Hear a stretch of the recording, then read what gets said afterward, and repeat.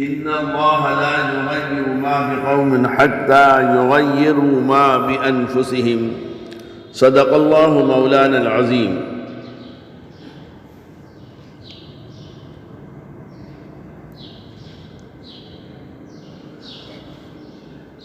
خلقت انسانی کا مقصد طاعت الہی ہے. خلقت انسانی کا مقصد طاعت الہی ہے، یعنی انسانوں کے دنیا میں پیدا کرنے کا مقصد اللہ کی اطاعت مقصود ہے. اللہ نے انسانوں کو دنیا میں اس لیے پیدا کیا، اس لیے دنیا میں بھیجا کہ یہ میرے حکم کی بجا آوری کریں، میری اطاعت اور فرما برداری کریں.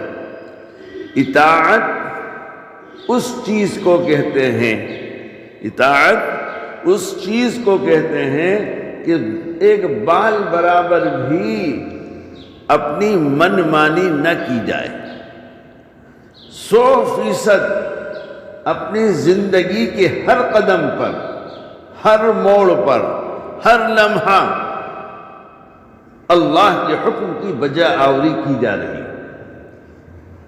بال کے برابر بھی نافرمانی نہ کی جا رہی ہو. اس کا نام ہے اطاعت.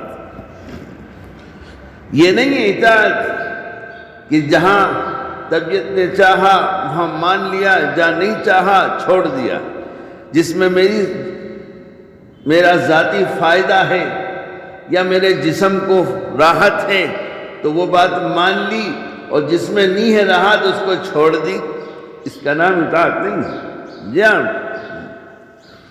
اور صحابہ کرام رضوان اللہ علیہم اجمعین نے 100% اطاعت کر کے دکھا دیا. عملی نمونہ صحابہ کوئی دیکھنا چاہے کہ اطاعت کیسے ہوتی ہے، کیسے کی جاتی ہے، تو صحابہ کرام رضوان اللہ تعالی علیہم اجمعین کی سیرت کو پڑھے، ان کی زندگی کو پڑھے، اس سے پتہ چل جائے گا کیسی اطاعت تھی. جی ایک مرتبہ نبی کریم صلی اللہ علیہ وسلم مسجد میں تھے، آپ نے وعظ فرمانا تھا، بیان فرمانا تھا. آپ نے ارشاد فرمایا بیٹھ جاؤ. بس صحابہ کو فرمایا بیٹھ جاؤ. ایک صحابی مسجد کے باہر سے گزر رہے تھے، ان کے بھی کان میں نبی کریم صلی اللہ علیہ وسلم کی مبارک آواز پہنچ گئی تو وہیں بیٹھ گئے. جب مجلس ختم ہوئی صحابہ جانے لگے، باہر والے اور آنے لگے تو دیکھا کہ وہ وہیں بیٹھے ہوئے راستے میں مسجد کے باہر. تو کہا کہ آپ یہاں بیٹھ گئے، کیا بات ہے؟ کب میں گزر رہا تھا تو اللہ کے نبی نے فرمایا بیٹھ جاؤ. میرے کان میں آواز آ گئی، میں بیٹھ گیا. تو کہا کہ وہ تو اللہ کے نبی نے جو فرمایا تھا، مسجد میں جو لوگ تھے ان کے لیے فرمایا تھا، مسجد والوں کے لیے فرمایا تھا کہ بیٹھ جاؤ. مجلس ہونی تھی، بیان فرمانا تھا، تو آپ تو مسجد سے باہر تھے، آپ تو مستثنیٰ تھے اس سے. تو کیا کہا کہ اللہ کے نبی نے تفصیل نہیں کی تھی کہ مسجد والوں بیٹھ جاؤ. اللہ کے نبی نے تو ایک بات فرمائی تھی بیٹھ جاؤ، اس لیے بیٹھ گیا. اگر نہ بیٹھتا تو نافرمانی ہو جاتی. میرے پیاروں، اس کا نام ہے اطاعت. سمجھے؟ تم ہم جیسے ہوتے تو کہتے ارے وہ تو مسجد والوں کے لیے ہے، میں تو باہر ہوں، میرے پہ تھوڑی لاگو ہوگا. وہ بہت سی چیزوں میں ہم اپنے آپ کو بچاتے ہیں اور عمل نہیں کرتے ہیں. اس کا نام ہے اطاعت. یہ ہے اطاعت. کہ آواز کان میں پڑ گئی بس بیٹھ گئے. ایک صحابہ کے ساتھ اللہ کے نبی تشریف لے جا رہے ہیں. ایک صحابی نے قبہ، اچھا خوبصورت قبہ، جو جملہ کتابوں میں موجود ہے وہ قبہ ہے، تمہاری زبان میں سمجھ لو مکان ہوگا، محل ہوگا، جو بھی ہو. تو آپ جب گزرنے لگے دیکھا تو کہا یہ کس کا ہے؟ تو صحابہ میں سے کسی نے کہا وہ فلاں صحابی کا ہے. بس ٹھیک ہے، کچھ بھی نہیں کہا، سن لیا، کوئی بھی ناراضگی کا اظہار نہیں کیا. بس خاموش ہو گئے، سن کر چلے گئے۔ اب وہ صحابی جن کا وہ قبہ تھا، وہ مکان تھا، وہ مجلس میں آئے تو اللہ کے نبی صلی اللہ علیہ وسلم نے چہرہ مبارک پھیر لیا، ان سے چہرہ مبارک پھیر لیا، ادھر آئے تو ادھر پھیر لیا۔ تب وہ تو سچے عاشق لوگ تھے، تڑپ گئے، کیا ہو گیا مجھ سے گستاخی، اللہ کے رسول مجھ سے اعراض فرما رہے ہیں، میری طرف چہرہ مبارک نہیں کر رہے ہیں۔ بے چین تڑپ کے مجلس ختم ہو گئی، صحابہ سے پوچھا کیا بات ہے بھائی، کیا ہو گیا؟ تو اب وہ صحابہ میں سے کچھ لوگ تھے جو اس وقت گزرے تھے، اور اللہ کے نبی نے پوچھا کہ کس کا مکان ہے، کس کا قبہ ہے؟ تو ان میں سے کسی نے کہا کہ اللہ کے رسول فلاں وقت گزر رہے تھے تو وہ تمہارا قبہ جو تھا اس کے بارے میں پوچھا تھا کہ کس کا قبہ ہے۔ تو اس کے بارے میں پوچھا تھا، بس اور کچھ نہیں۔ تو سمجھ گئے کہ میرے آقا کو وہ میرا مکان و قبہ پسند نہیں ہے، وہی ناراضگی کا سبب بنا ہے، وہی ناراضگی کا سبب بنا ہے۔ گئے اور جا کے اس کو زمین کے برابر کر دیا، توڑ کے ختم کر دیا۔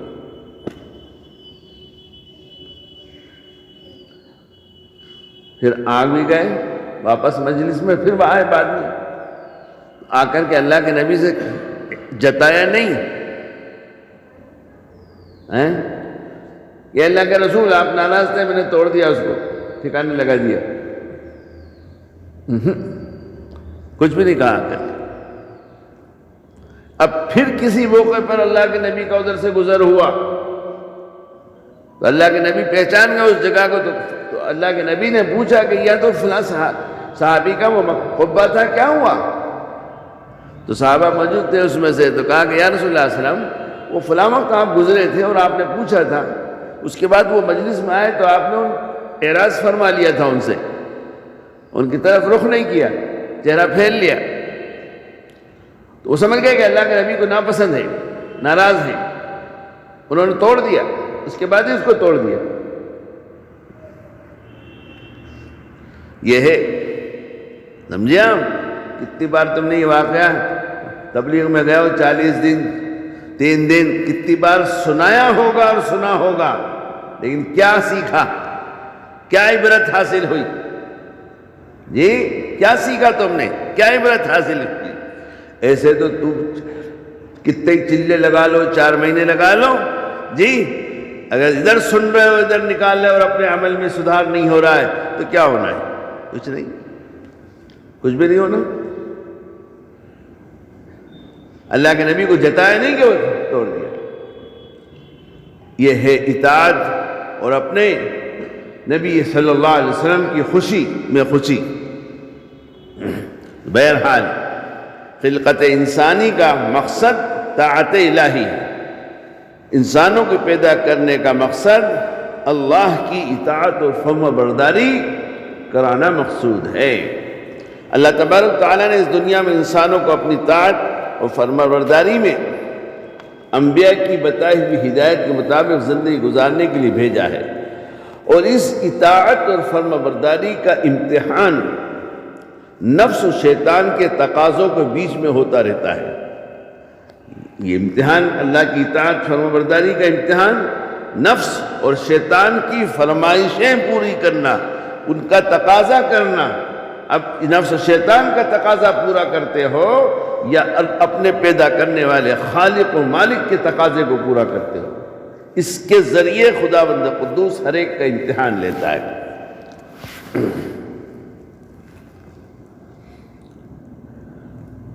تو اس اطاعت کا امتحان نفس و شیطان کے تقاضوں کے بیچ میں ہوتا رہتا ہے کہ اپنے رب کی اطاعت گزار ہیں یا نہیں۔ اگر ہیں تو آپ کی اطاعت کا معیار کس قدر بلند ہے۔ خود حضرات انبیاء کرام علیہ السلام اپنی زندگی میں اپنے رب کی اطاعت اور اس میں کہیں سے فرق نہ آنے پائے، اس فکر میں پوری زندگی گزار دیتے ہیں، اور پھر بھی ان کو اطمینان نہیں رہتا۔ اگر میں اس کے متعلق 1-2 قصہ سناؤں تو بہت لمبی ہو جائے گی بات، لیکن پھر بھی سیدنا حضرت یوسف علیہ السلام کا قصہ سنا دیتا ہوں۔ عورت کبھی اس دنیا میں انسانوں کو صراط مستقیم سے ہٹانے والی ایک بہت بڑی چیز بن جاتی ہے۔ عورت، اچھی طرح کان کھول کے سن لو، عورت کبھی اس دنیا میں انسانوں کو صراط مستقیم سے ہٹانے والی ایک بہت بڑی چیز بن جاتی ہے۔ عورت کبھی اس دنیا میں انسانوں کو صراط مستقیم سے ہٹانے والی ایک بہت بڑی چیز بن جاتی ہے۔ یہی وجہ ہے کہ انسان اپنی خواہشات اور شہوتوں کی تسکین، اپنی خواہشات اور شہوتوں کی تسکین و تکمیل کے لیے اور نفس کی خواہشوں کو سکون دینے کے لیے عورتوں کے سلسلے میں بھٹکتا رہتا ہے۔ چنانچہ اللہ تبارک و تعالیٰ نے سیدنا حضرت یوسف علیہ السلام کو اس امتحان سے گزار کر ان کا واقعہ قرآن کریم میں اجمالاً اور کتب احادیث میں و قصص میں تفصیلاً مذکور ہے، اور ان کی اس استقامت کو دنیا والوں کو دکھا کر اور سارے امتحانات سے عبور کروا کر، سارے امتحانات سے پار کروا کر، پاس کروا کر حضرت یوسف علیہ السلام کی زبانی دنیا والوں کو یہ بتلا دیا، وَمَا أُبَرِّئُ نَفْسِي إِنَّ النَّفْسَ لَأَمَّارَةٌ بِالسُّوءِ، یعنی میں اپنے نفس کی کوئی برات نہیں کر سکتا، میرا بھی نفس تو امارہ بالسوء ہے، وہ اپنی عادات سے باز نہیں آئے گا۔ اس لیے اگر میں اپنے رب کریم کے رحم و کرم سے اس امتحان میں پاس ہو گیا، تب بھی میں مطمئن نہیں ہوں کہ آئندہ بھی میں امتحان میں پاس ہوتا رہوں گا۔ حضرت یوسف علیہ السلام اس خطرے کو سامنے رکھ کر اپنی ساری کامیابی اللہ رب العزت کے فضل و کرم کے حوالے سے نقل کیا کہ اس امتحان میں جو کامیاب ہو گئے اس کو اپنا کمال، اپنا تقوی، اپنی پرہیزگاری، اپنی علمی قابلیت، یہ سب چیزوں کو نہیں، اللہ کا فضل شامل کیا کہ اللہ کے فضل سے بچ گیا، اس کی مہربانی سے بچ گیا، اس کی عنایت اور توفیق سے بچ گیا، میرا کوئی کمال نہیں۔ یہ انبیاء کرام علیہ السلام کا طریق ہے۔ تو حضرت یوسف علیہ السلام اس خطرے کو سامنے رکھ کر اپنی ساری کامیابی اللہ رب العزت کے فضل و کرم کے حوالے سے نقل کرتے ہیں۔ انہیں یہ خطرہ تھا کہ نہ جانے کس وقت صراط مستقیم مجھ سے چھوٹ جائے۔ اللہ اکبر جی، انہیں حضرت یوسف کو یہ خطرہ تھا، نہ معلوم کب مجھ سے صراط مستقیم سیدھا راستہ مجھ سے چھوٹ جائے، میں بھٹک جاؤں۔ جی، اور ہمیں ہے خطرہ، ہمیں ڈر ہے، ہمیں فکر و احساس ہے، ہم تو بالکل مطمئن 101% مطمئن بیٹھے ہیں، ہمارا کون کیا بگاڑ سکتا ہے؟ میں تو ہوئی ماشاءاللہ نمازی ہوں، ذاکر ہوں، تلاوت کرتا ہوں، فلاں ڈھنگ کا سب ڈھیر لگا دے گا نفس اور شیطان خیال کے اندر۔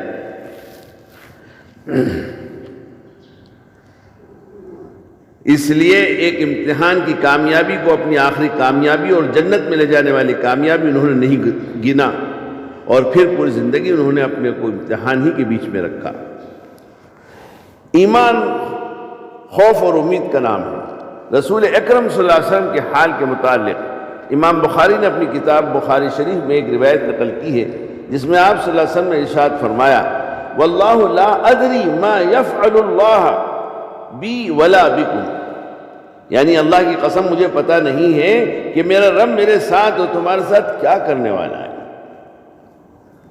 رسول اکرم صلی اللہ علیہ وسلم فرما رہے ہیں، اللہ کی قسم مجھے پتہ نہیں ہے کہ میرا رب میرے ساتھ اور تمہارے ساتھ کیا کرنے والا ہے۔ میرے رب سے اچھا تعلق ہوگا، اچھا کانٹیکٹ ہوگا تو اچھا معاملہ کرے گا، اور میرے رب سے، میرا خالق سے، پیدا کرنے والے مالک سے اگر میرا رابطہ بگڑا ہوا ہے، نافرمانی والا ہے، تو پھر اسی کے حساب سے اس کا میرے ساتھ سلوک ہوگا، ویسے ہی اس کا میرے ساتھ معاملہ ہوگا۔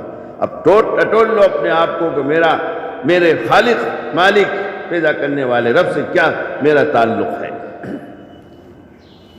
تو اللہ کے رسول قسم کھا کے ارشاد فرما رہے ہیں، اللہ کی قسم مجھے پتہ نہیں کہ میرا رب میرے ساتھ اور تمہارے ساتھ کیا کرنے والا ہے۔ میرے دوستو، آپ اندازہ لگائیں، جب نبی کریم صلی اللہ علیہ وسلم کو تسلی اور تسکین دے دی گئی، سید الانبیاء والمرسلین صلی اللہ علیہ وسلم کو اللہ تبارک و تعالیٰ کی طرف سے لِيَغْفِرَ لَكَ اللَّهُ مَا تَقَدَّمَ مِن ذَنبِكَ وَمَا تَأَخَّرَ کا اعلان کر دیا گیا، اطمینان کی سند دے دی گئی۔ آپ صلی اللہ علیہ وسلم کے اگلے پچھلے سب گناہ معاف کر کے معافی کا پروانہ بھی سنا دیا گیا۔ یہی اطمینان کا راستہ رسول اللہ صلی اللہ علیہ وسلم کو سارے نبیوں کے بیچ سے اللہ تبارک و تعالیٰ کے دربار تک پہنچائے گا، اور سارے انبیاء جب اللہ تبارک و تعالیٰ کی ناراضگی کا خطرہ محسوس کریں گے تو جناب نبی کریم صلی اللہ علیہ وسلم اسی آیت کے سہارے اللہ رب العزت کے دربار تک پہنچیں گے۔ پھر بھی رسول اللہ صلی اللہ علیہ وسلم کس قدر بے چینی کے عالم میں ہیں، اور یہ کہہ رہے ہیں کہ مجھے پتہ نہیں کہ میرا رب میرے ساتھ کیا کر گزرے گا، مجھے پتہ نہیں کہ میرا رب میرے ساتھ کیا کر گزرے گا۔ میرے دوستو، جب سید الانبیاء والمرسلین کا یہ حال ہے تو ہم اور آپ کس قدر اللہ تبارک و تعالیٰ کی اطاعت اور فرما برداری کرتے ہیں، وہ تو معلوم ہی ہے۔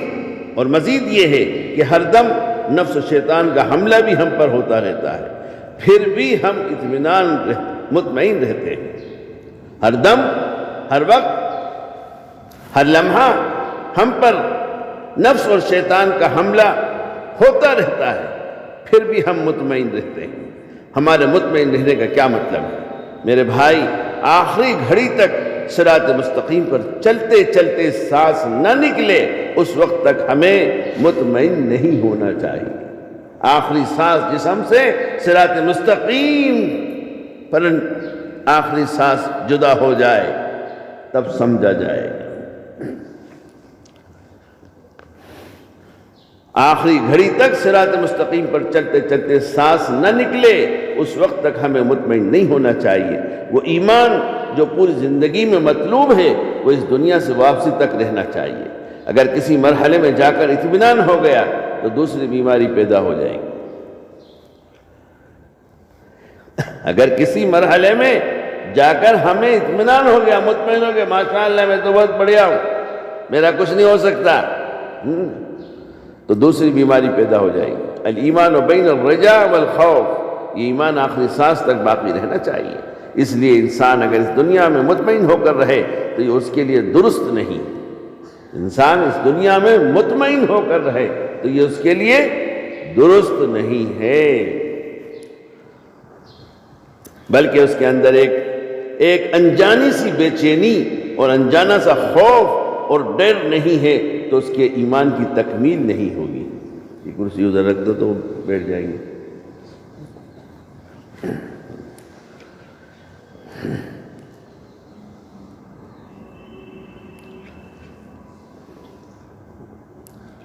یہ ایمان آخری سانس تک باقی رہنا چاہیے۔ اس لیے انسان اگر اس دنیا میں مطمئن ہو کر رہے تو یہ اس کے لیے درست نہیں، بلکہ اس کے اندر ایک انجانی سی بے چینی اور انجانا سا خوف اور ڈر نہیں ہے تو اس کے ایمان کی تکمیل ہی نہیں ہوگا، اس کا ایمان مکمل ہی نہیں ہوگا۔ ان اللہ لا یغیر ما بقوم حتی یغیروا ما بانفسہم، اللہ تبارک و تعالیٰ قرآن کریم میں ارشاد فرماتے ہیں، ان اللہ لا یغیر ما بقوم حتی یغیروا ما بانفسہم، ما بانفسہم یعنی تمہارے دلوں کے جو تقاضے ہیں، تمہارے دلوں کی جو برائیاں ہیں، جب تک تم ان کا رخ نہیں موڑو گے، تمہارے دلوں کے جو تقاضے ہیں، تمہارے دلوں کی جو برائیاں ہیں، جب تک تم ان کا رخ نہیں موڑو گے تک تمہارے ساتھ اللہ تبارک و تعالیٰ کا فیصلہ بھی نہیں بدلے گا۔ سمجھ لیں؟ ما بانفسہم سے فرمایا یعنی تمہارے دلوں کے جو تقاضے ہیں، تمہارے دلوں کی جو برائیاں ہیں، جب تک تم ان کا رخ نہیں موڑو گے، اللہ کی اطاعت اور فرما برداری، خیر کی طرف، ہدایت کی طرف، بھلے کاموں کی طرف نہیں موڑو گے اپنے دل کا رخ، جی جب تک کہ تم اس کا رخ نہیں موڑو گے تب تک تمہارے ساتھ اللہ کا فیصلہ بھی نہیں بدلے گا۔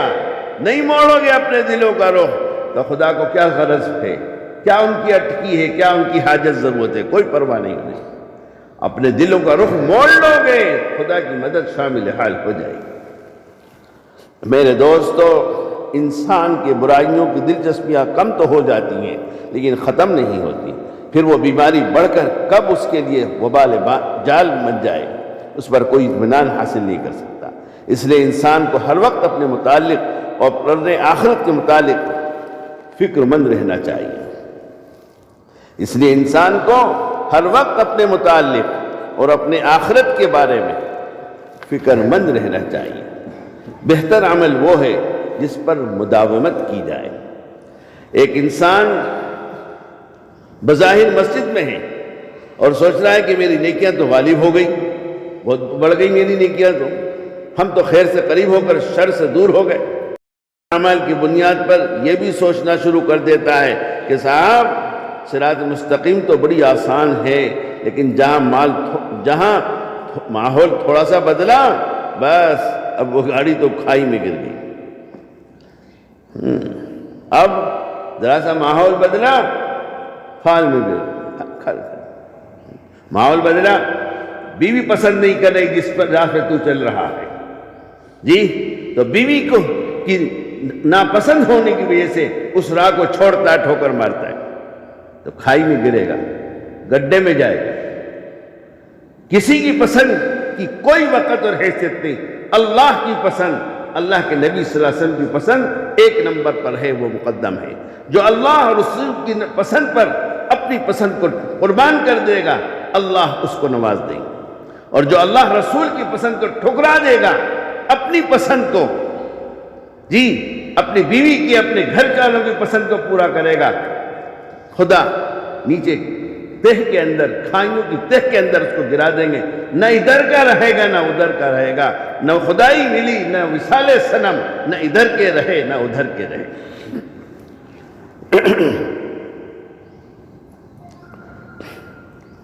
اب صراط مستقیم تو بڑی آسان ہے، لیکن جہاں ماحول تھوڑا سا بدلا بس اب وہ گاڑی تو کھائی میں گر گئی۔ اب وہ شخص بیٹھ کر تاش کھیل رہا ہے، بے نمازیوں کے ساتھ بیٹھ کر گٹکا کھا رہا ہے، کھیت میں کھیتی کرنے کے لیے جانے لگا، بزنس میں چلا گیا، نماز روزہ سب گیا، پتہ چلا صاحب ان کے اندر بڑی بڑی بیماریاں پیدا ہونے لگی۔ وہ شخص کل تک اب اپنے آپ کو تو جنید بغدادی سمجھ رہا تھا، اور آج اس کے اندر بغدادی قاعدے کی صلاحیت بھی نہیں رہی۔ میرے بھائی، آپ اندازہ لگائیں کہ تھوڑے سے عمل پر انسان کس قدر اور کیسے مغالطہ اور دھوکے میں آ جاتا ہے۔ تھوڑے سے عمل پر انسان کس قدر اور کیسے مغالطہ اور دھوکے میں آ جاتا ہے، اور اپنے لیے فوراً، جب کہ ترمذی شریف کی ایک روایت جس میں حضرت عائشہ صدیقہ رضی اللہ عنہا اور ام سلمہ رضی اللہ عنہا سے کسی نے پوچھا کہ امی جان، آپ صلی اللہ علیہ وسلم کے نزدیک سب سے محبوب عمل کون سا تھا؟ تو دونوں نے جواباً ارشاد فرمایا کہ آپ صلی اللہ علیہ وسلم کے نزدیک سب سے محبوب عمل وہ ہے جس پر مداومت اختیار کی جائے، اگرچہ وہ عمل بہت تھوڑا ہو۔ جی حضرت رسول اکرم صلی اللہ علیہ وسلم کی ازواج مطہرات، زوجہ محترمہ سے پوچھا اللہ کے نبی کو کون سا سب سے زیادہ محبوب عمل؟ تو کہا مداومت ہوا عمل، جو روزہ نہ ہو، یعنی کہ آج تو ڈھیر سارا کر لیا اور کل غائب، آج کر لیا کل غائب، اللہ کے نبی کو پسند نہیں، نہ اس میں خیر و برکت ہے۔ اللہ کے نبی کو وہ پسند جو تھوڑا ہو چاہے لیکن روز کا ہو، ناغا نہ ہو، آگے پیچھے نہ ہو۔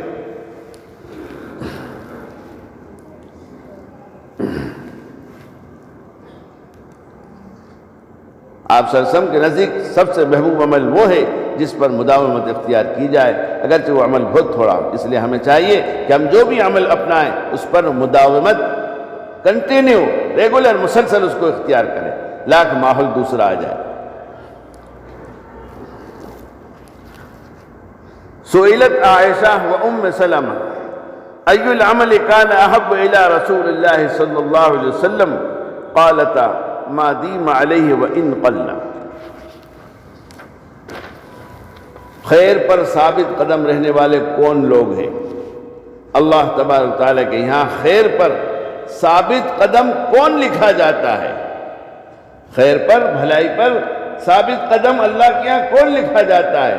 آندھی ہو، طوفان ہو، لیکن اس کا قدم اس خیر سے ڈگمگاتا نہیں، آگے پیچھے نہیں ہوتا، اس کو ترک نہیں کرتا، چھوڑتا نہیں۔ اللہ کے یہاں کس کو لکھا جاتا ہے خیر پر ثابت قدم کون لکھا جاتا ہے؟ علماء نے لکھا ہے کہ 20 سال تک جس کے نامہ اعمال میں کوئی برائی نہ لکھی گئی ہو، 20 سال تک، تم میں 20 سال تو کیا 20 مہینے 20 دن 20 گھنٹے میں نہیں مشکل ہو جائے گی، اس لیے کہ ہم غافل ہیں، ہمیں فکر نہیں، احساس نہیں ہے۔ علماء نے لکھا 20 سال تک جس کے نامہ اعمال میں کوئی برائی نہ لکھی گئی ہو وہ اللہ تبارک و تعالیٰ کے یہاں ثابت قدم مانا جاتا ہے۔ 20 سال تک جس کے نامہ اعمال میں کوئی برائی نہیں لکھی گئی ہو تب جا کر اس کو ثابت قدم کہا جائے گا۔ اللہ تبارک و تعالیٰ نے اس کو ثابت قدمی سے نوازا ہے۔ اصل اعتبار خاتمے کا ہے۔ حضرت عبداللہ ابن مسعود رضی اللہ عنہ کی وہ روایت تو بڑی مشہور ہے جس میں حضور اقدس صلی اللہ علیہ وسلم ارشاد فرماتے ہیں کہ انسان اچھے سے اچھا عمل کرتا رہتا ہے، انسان اچھے سے اچھا عمل کرتا رہتا ہے اور آخر میں برے کام کر کے جہنم میں چلا جاتا ہے۔ انسان اچھے سے اچھا عمل کرتا رہتا ہے اور آخر میں برے کام کر کے جہنم میں چلا جاتا ہے، اور برے کام کرتا رہتا ہے اور آخر میں تقدیر غالب ہوتی ہے تو نیک عمل کر کے جنت میں چلا جاتا ہے۔ گناہوں کی نحوست توبہ کی توفیق کو سلب کر دیتی ہے، گناہوں کی نحوست توبہ کی توفیق کو چھین لیتی ہے، توبہ سے محروم ہو جاتا ہے۔ ایک صاحب نے دادا جان قطب الاقطاب شیخ المشائخ عارف باللہ حضرت اقدس مولانا شاہ عبد الغنی صاحب پھولپوری رحمت اللہ علیہ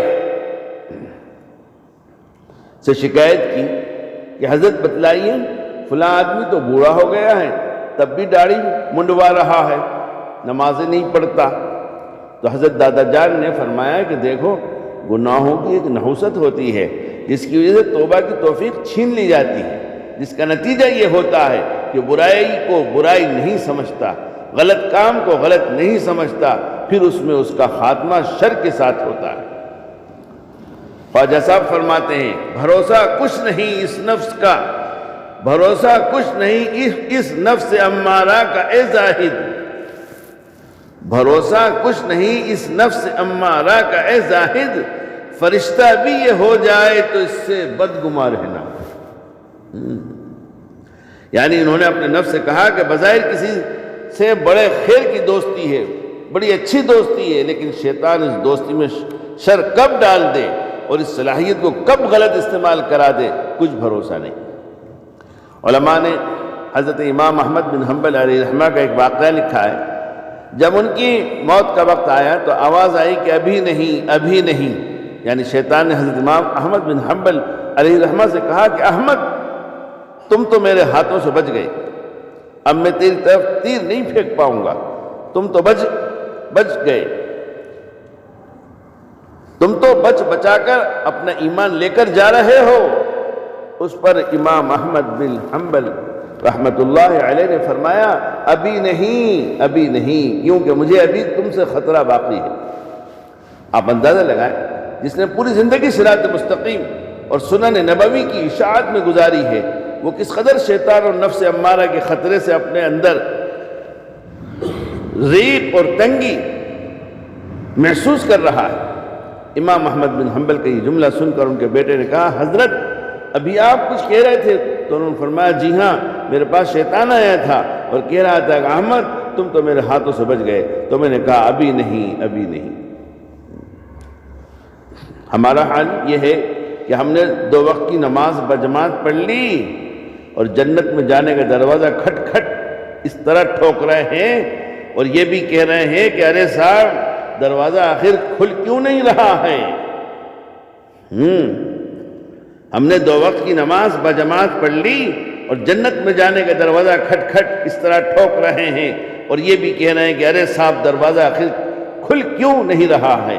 میرے دوستو، جنہوں نے پوری زندگی صراط مستقیم پر اور سنن نبوی کی اشاعت میں گزار دی، وہ آخری سانس تک نفس و شیطان سے مطمئن نہیں ہیں، اور ہم 2 دن 2 وقت کی نماز پڑھ کر خوش اور مطمئن ہیں۔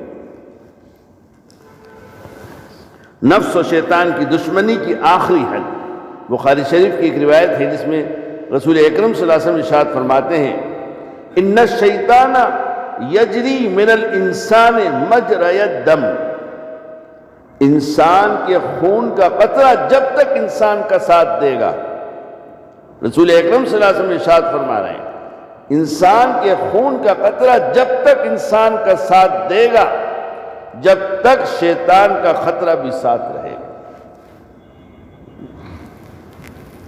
انسان کے خون کا قطرہ جب تک انسان کا ساتھ دے گا، تب تک شیطان کا خطرہ بھی ساتھ رہے گا۔ جب تک انسان کی رگوں میں خون رواں دواں اور دوڑتا رہے گا، تب تک شیطان بھی اس میں اپنی کشتی ڈال کر چلاتا رہے گا، اور شیطان تو مسلمانوں کے ایمان کو چھیننے کے لیے پیچھے لگا ہوا ہے۔ لہذا مسلمانوں کو اپنا ایمان بچانے کی ذمہ داری دے دی گئی۔ شیطان تو اپنی دشمنی میں کیا سے کیا کرتا رہتا ہے، اور ہم اس کے مقابل میں کیا کر رہے ہیں؟ اپنا ایمان بچانے کی کیا کوشش کر رہے ہیں؟ اعمال صالحہ بڑھانے کی کیا فکر کر رہے ہیں؟ کم ہو رہے ہیں، پیشانی پہ سر بھی نہیں ہے، احساس بھی نہیں ہے۔ اعمال صالحہ بڑھنے کے بجائے کم ہو رہے ہیں۔ خیر کے کام میں ہم ٹھٹک کے رہ گئے، محروم کر دیے گئے، دھتکار دیے گئے، ہمیں احساس ہی نہیں ہے، درد ہی نہیں ہے، افسوس ہی نہیں ہے، شرمندگی نہیں ہے کہ خیر کے کام سے کیوں؟ میرے دوستو، کوئی بھی کسی خیر سے نیکی سے رکتا ہے یا اللہ کی طرف سے اس کو کان پکڑ کے نکال دیا گیا، دھتکار دیا گیا، محروم کر دیا گیا، اس نے کسی گناہ کی پکڑ کی ہے، اس گناہ کی وجہ سے پکڑ کر کے اس نے کان پکڑ کے باہر نکال دیا، احساس ہی نہیں ہو رہا۔ جب تک احساس نہیں ہوگا، خدا کے سامنے گر گرائے گا، روئے گا نہیں جب تک وہ دروازہ کھلے گا نہیں۔ جیسے آپ جس سے ناراض ہوتے ہیں اس کو دھکا دے کے باہر نکال دیتے ہیں، تو وہ تو شہنشاہ عالم ہے، رب عالم ہے، رب کائنات ہے، خلاق عالم، اس کو میری تمہاری کیا ضرورت ہے، کیا حاجت ہے؟ جب کسی گناہ پہ وہ ناراض ہو جاتے، آدمی کو پتہ نہیں چلتا، آدمی کو پتہ نہیں چلتا، وہ کسی گناہ پر، کسی غلطی کے اوپر ناراض ہو جاتے ہیں تو محروم کر دیتے ہیں، آگے کے لیے اسٹاپ ہو جاتا ہے، ٹھپ ہو جاتی ہے، محروم کر کے نکال دیتے ہیں باہر۔ بندہ سمجھتا ہی نہیں، وہ بہانے اور مکاری کرتا رہے، یوں ہے، فلانا ہے، ڈھمکا ہے، یہ ہے، حقیقت کیا ہے؟ وہ تو اللہ کی طرف سے محرومی ہے، اللہ کی طرف سے محرومی۔ کبھی بھی اچھی طرح میرے پیاروں اس بات کو دل و دماغ میں بٹھا لو، لکھ لو، جب بھی بندہ کسی خیر کے کام سے، نیکی کے کام سے رکا ہے، بظاہر اس کو سمجھ میں نہ آئے اور بظاہر وہ یہ سمجھے کہ اس وجہ سے رک گیا، اس وجہ سے رک گیا، لیکن وہ نہیں ہے وجہ، اصل وجہ ہے کہ تیرے کسی عمل سے خدا ناراض ہو گیا ہے، اور خدا نے پکڑ کر لی ہے اس عمل پر، اور اس عمل کی نحوست اور پھٹمار کی وجہ سے خدا نے دھکے دے کے نکال دیا، محروم کر دیا۔ اصل وجہ یہ ہوتی ہم سمجھ ہی نہیں پاتے، ہم تو یوں ہو گیا، وہ ہو گیا، فلانا ڈب گیا، یہ ہو گیا، سستی آ گئی، نیند نہیں کھلی، فلاں، یہ سب اصل اللہ کی طرف سے یہ ہوتا ہے، کیونکہ آپ کو جس سے تعلق ہوتا ہے، جس سے محبت ہوتی ہے، وہ ذرا سی کوئی ایک بات کرتے تو آپ کو ناگوار گزرتی ہے، جس سے آپ کو محبت ہو، جی، جس سے آپ کو محبت ہو، ذرا سی اگر کوئی حرکت کر دے تو آپ کو ناگوار گزرتا ہے، اور ایک پبلک میں سے کوئی کر دے تو اس کا کوئی احساس بھی نہیں ہوتا۔ تعلق کی وجہ سے تکلیف اور راحت ہوا کرتی ہے۔ تعلق محبت والا اگر ذرا سی کوئی بات کرتا ہے تو اس سے دل باغ باغ ہو جاتا، خوشی ہو جاتی ہے، سینے سے لگا لیتے ہیں، ڈھیر ساری دعائیں دیتے رہتے ہیں، اور وہی تعلق والا ذرا سی کوئی بات کر دے جی تو اس سے کہتا میرا دل ٹوٹ گیا، اور وہی بات کوئی عوام الناس میں سے کوئی کر دے تو کوئی احساس نہیں ہوتا۔ ایک اپنے خود کے گھر میں میت ہو تو اس کا غم، اور ایک محلے میں شہر میں میت ہو اس کا غم برابر ہے۔ ایسے ہی میرے پیاروں آدمی کو پتہ نہیں چلتا، بعض مرتبہ اللہ بندے سے بندہ قریب ہوتا ہے، اس قربت کی حالت میں ذرا سی بھی کوئی بات ہو جاتی، جیسے بیوی آپ کی جی اگر ذرا سی بات کہہ دے تو آپ ناراض، یا آپ کہہ دے تو وہ ناراض، کیسی دل پہ چوٹ لگتی ہے۔ ایسے ہی اللہ کا معاملہ ہے، وہ تو کوئی دنیا میں کیا تم سے مجھ سے پیار محبت کرے گا، جو اللہ مجھ سے اور تم سے پیار محبت کرتا ہے وہ کسی سے نہیں کرتا۔ ایک بزرگ تھے، ان کی باندی تھی، خادمہ تھی، تہجد گزار تھی، تہجد سے فارغ ہو کر دعا کر رہی، اتفاق سے وہ بزرگ جو اس کے مالک تھے اس کی آنکھ، ان کی بھی آنکھ کھل گئی، تو وہ دعا میں یوں کہہ رہی تھی، اے اللہ تجھے مجھ سے جو محبت ہے اس محبت کا واسطہ دیتی ہوں، اے اللہ تجھے مجھ سے جو محبت ہے اس کا واسطہ دیتی ہوں۔ تو وہ بزرگ سن رہے تھے، وہ بھی ولی قابل تھے، تو انہوں نے کہا اے اللہ کی بندی کیا کہہ رہی ہے؟ جو کہہ رہی کہ اللہ تجھے مجھ سے نہیں، یوں کہ مجھے تجھ سے محبت ہے، مجھے تجھ سے محبت ہے، یوں کہ تو الٹی بات کہہ رہی کہ اللہ تجھے مجھ سے جو محبت ہے، اس کے بجائے یوں کہ مجھے تجھ سے محبت ہے۔ تو اس خادمہ نے کہا کہ حضرت اس اللہ کو اگر مجھ سے محبت نہ ہوتی تو مجھے نیند سے بیدار کر کے اپنے سامنے کھڑا نہ کرتا، مجھ سے محبت نہ ہوتی تو نیند قربان کر کر کے اپنے سامنے اپنے حضور میں کھڑا نہ کرتا اور مناجات کا موقع نہیں دیتا، اور تم سے محبت نہ ہوتی تو تمہیں میٹھی نیند نہیں سلاتا۔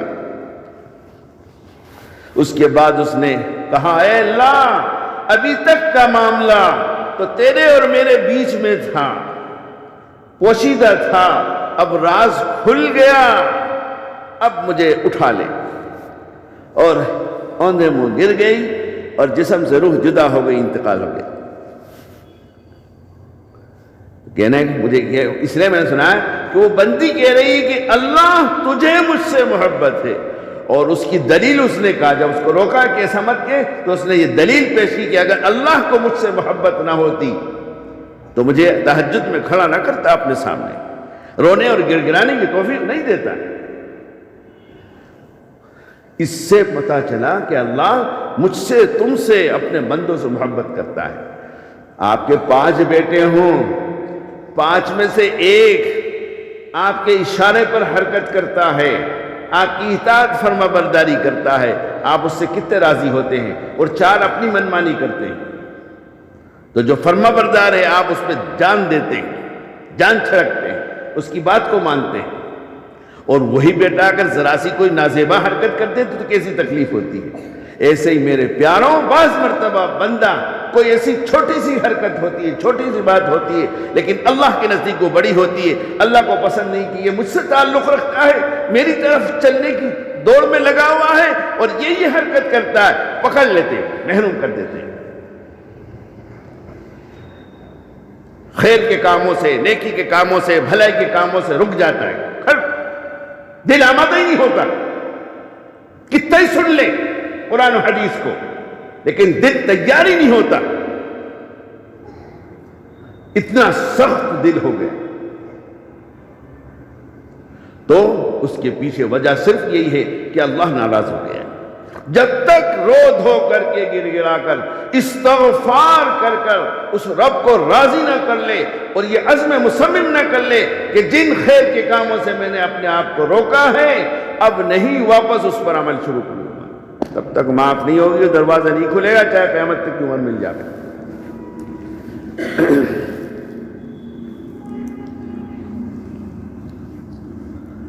اللہ غنی۔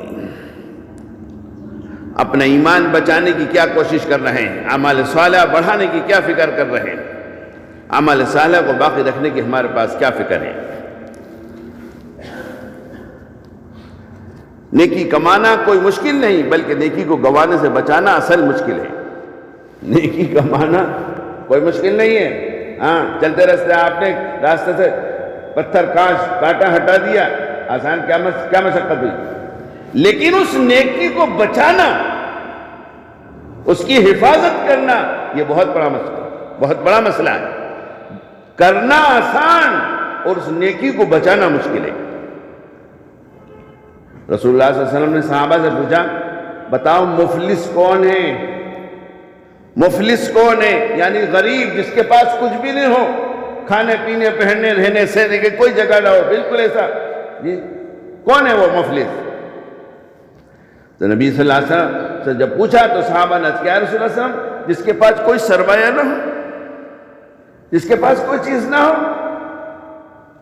رسول اللہ صلی اللہ علیہ وسلم فرمایا نہیں، میری امت کا مفلس وہ ہے جو حشر کے میدان میں پہاڑوں کے برابر نیکیوں کا انبار اور ڈھیر لے کر آئے گا، لیکن دنیا میں کسی کو گالی دی ہوگی، کسی کے ساتھ ظلم کیا ہوگا، کسی کے ساتھ ناانصافی کی ہوگی، جی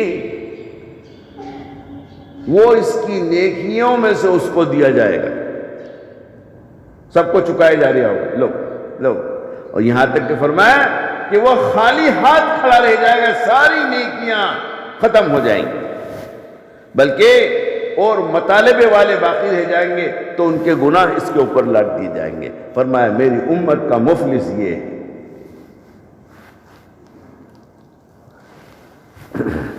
اس لیے فرمایا نیکی کمانا کوئی مشکل نہیں، نیکی کو گنوانے سے بچانا اصل مشکل ہے۔ آدمی 10-5 لاکھ روپے کما کے لیا باہر پردیس میں کمانے کے لیے گیا، جی اب وہاں سے چلا سفر کر کے آ رہا، اب وہ وہاں سے یہاں تک گھر تک سنبھال کے حفاظت سے لیا ہے، یہ اصل ہے، وہ مہینوں میں سالوں میں جمع ہوا، اور یہ جو لے کے آ رہا ہے گھنٹوں کا سفر ہے، اس میں اس کو بچا لیا، حفاظت کر لی تو ٹھیک ہے، اور اگر یہ لٹ گیا راستے میں ضائع ہو گیا تو کیسی حسرت ہوگی کہ ہائے 4 سال 5 سال کی میری کمائی تھی، سب ضائع ہو گئی، سب ختم ہو گئی۔ ایسے ہی آدمی حشر کے میدان میں جب خالی ہاتھ رہ جائے گا، اس وقت اس کو کیا رنج و تکلیف ہوگی تم اور میں سوچ نہیں سکتے، تصور نہیں کر سکتے۔ اس نیکی کمانا کوئی مشکل نہیں، نیکی کو گنوانے سے بچانا اصل مشکل ہے۔ اپنے اندر خیر کی صلاحیت کو اجاگر کرنا کوئی مشکل کام نہیں، بلکہ اس کو باقی رکھنا اور اس پر عمل کرتے رہنا یہ بہت مشکل کام ہے۔ لکھ لو اس کو دل و دماغ، اپنے اندر خیر کی صلاحیتوں کو اجاگر کرنا کوئی مشکل کام نہیں، لیکن اس کو باقی رکھنا اور اس پر عمل کرتے رہنا یہ ہے مشکل کام، یہ مشکل ترین کام۔ اس کی ایک واضح مثال، انسان کب اور کہاں سے کچھ سیکھ لے اس کا کچھ پتہ نہیں، چنانچہ اخباروں میں بھی معرفت کی باتیں لکھی رہتی ہیں۔ ایک شخص مہینوں اور برسوں سے کسی کی نوکری کرتا ہے اور پیسہ کماتا ہے، لیکن منٹوں میں ایک چور آیا اور سیکنڈوں میں اس کے تمام پیسے چوری کر کے چلا گیا۔ تو مال کمانا اصل کمال نہیں، بلکہ اس کو چور وغیرہ سے حفاظت کر کے باقی رکھنا اصل کمال ہے۔ ٹھیک اسی طرح نیکی کمانا کوئی کمال نہیں، منٹوں میں کئی لاکھ نیکیاں انسان کما سکتا ہے، لیکن اس کو باقی رکھنا اصل کمال ہے، کیونکہ انسان کا اصلی دشمن اور چور جو نفس و شیطان ہے، وہ اس کی کمائی ہوئی نیکی کو کب کھا بیٹھے کچھ پتہ نہیں۔ حضرت مولانا شاہ وسیع اللہ صاحب فتح پوری رحمۃ اللہ علیہ کے 2 مرید کا واقعہ حضرت مفتی محمد حنیف صاحب رحمۃ اللہ علیہ نے الہ آباد کے 2 آدمیوں کا قصہ اسی مسجد میں سنایا تھا۔ حضرت مولانا شاہ وسیع اللہ صاحب رحمۃ اللہ علیہ خلیفہ اجل حکیم الامت مجدد الملت حضرت مولانا شاہ اشرف علی صاحب تھانوی رحمۃ اللہ علیہ اور میرے مرشد کے مرشد ہیں حضرت۔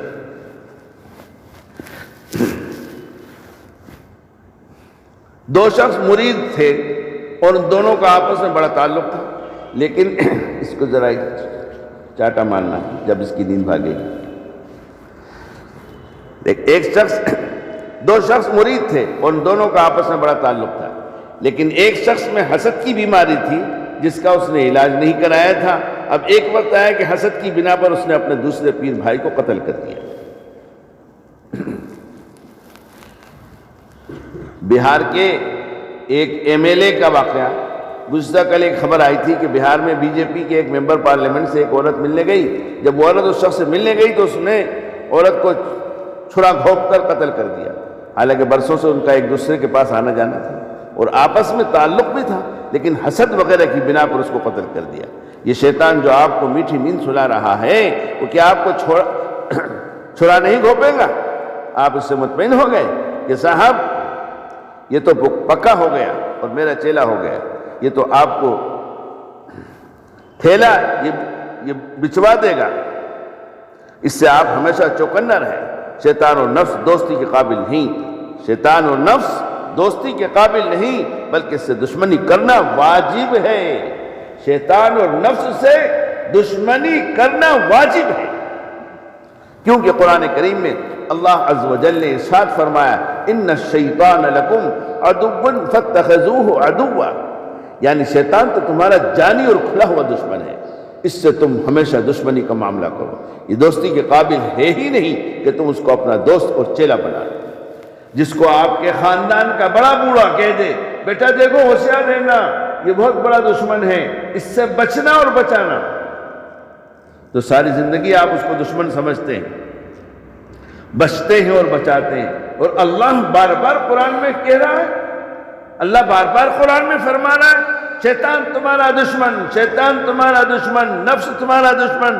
ہم اس کو دوست سمجھ رہے ہیں، ہم اس کو دشمن نہیں۔ جس کو رب کائنات دشمن بتا رہا ہے تم اور میں اس کو دشمن نہیں مان رہے، باپ دادا بتا دیں تو اس کو دشمن سمجھتے ہیں۔ یہ ہے ایمان کی سطح۔ لگاؤ کتنے چلنے لگا رہے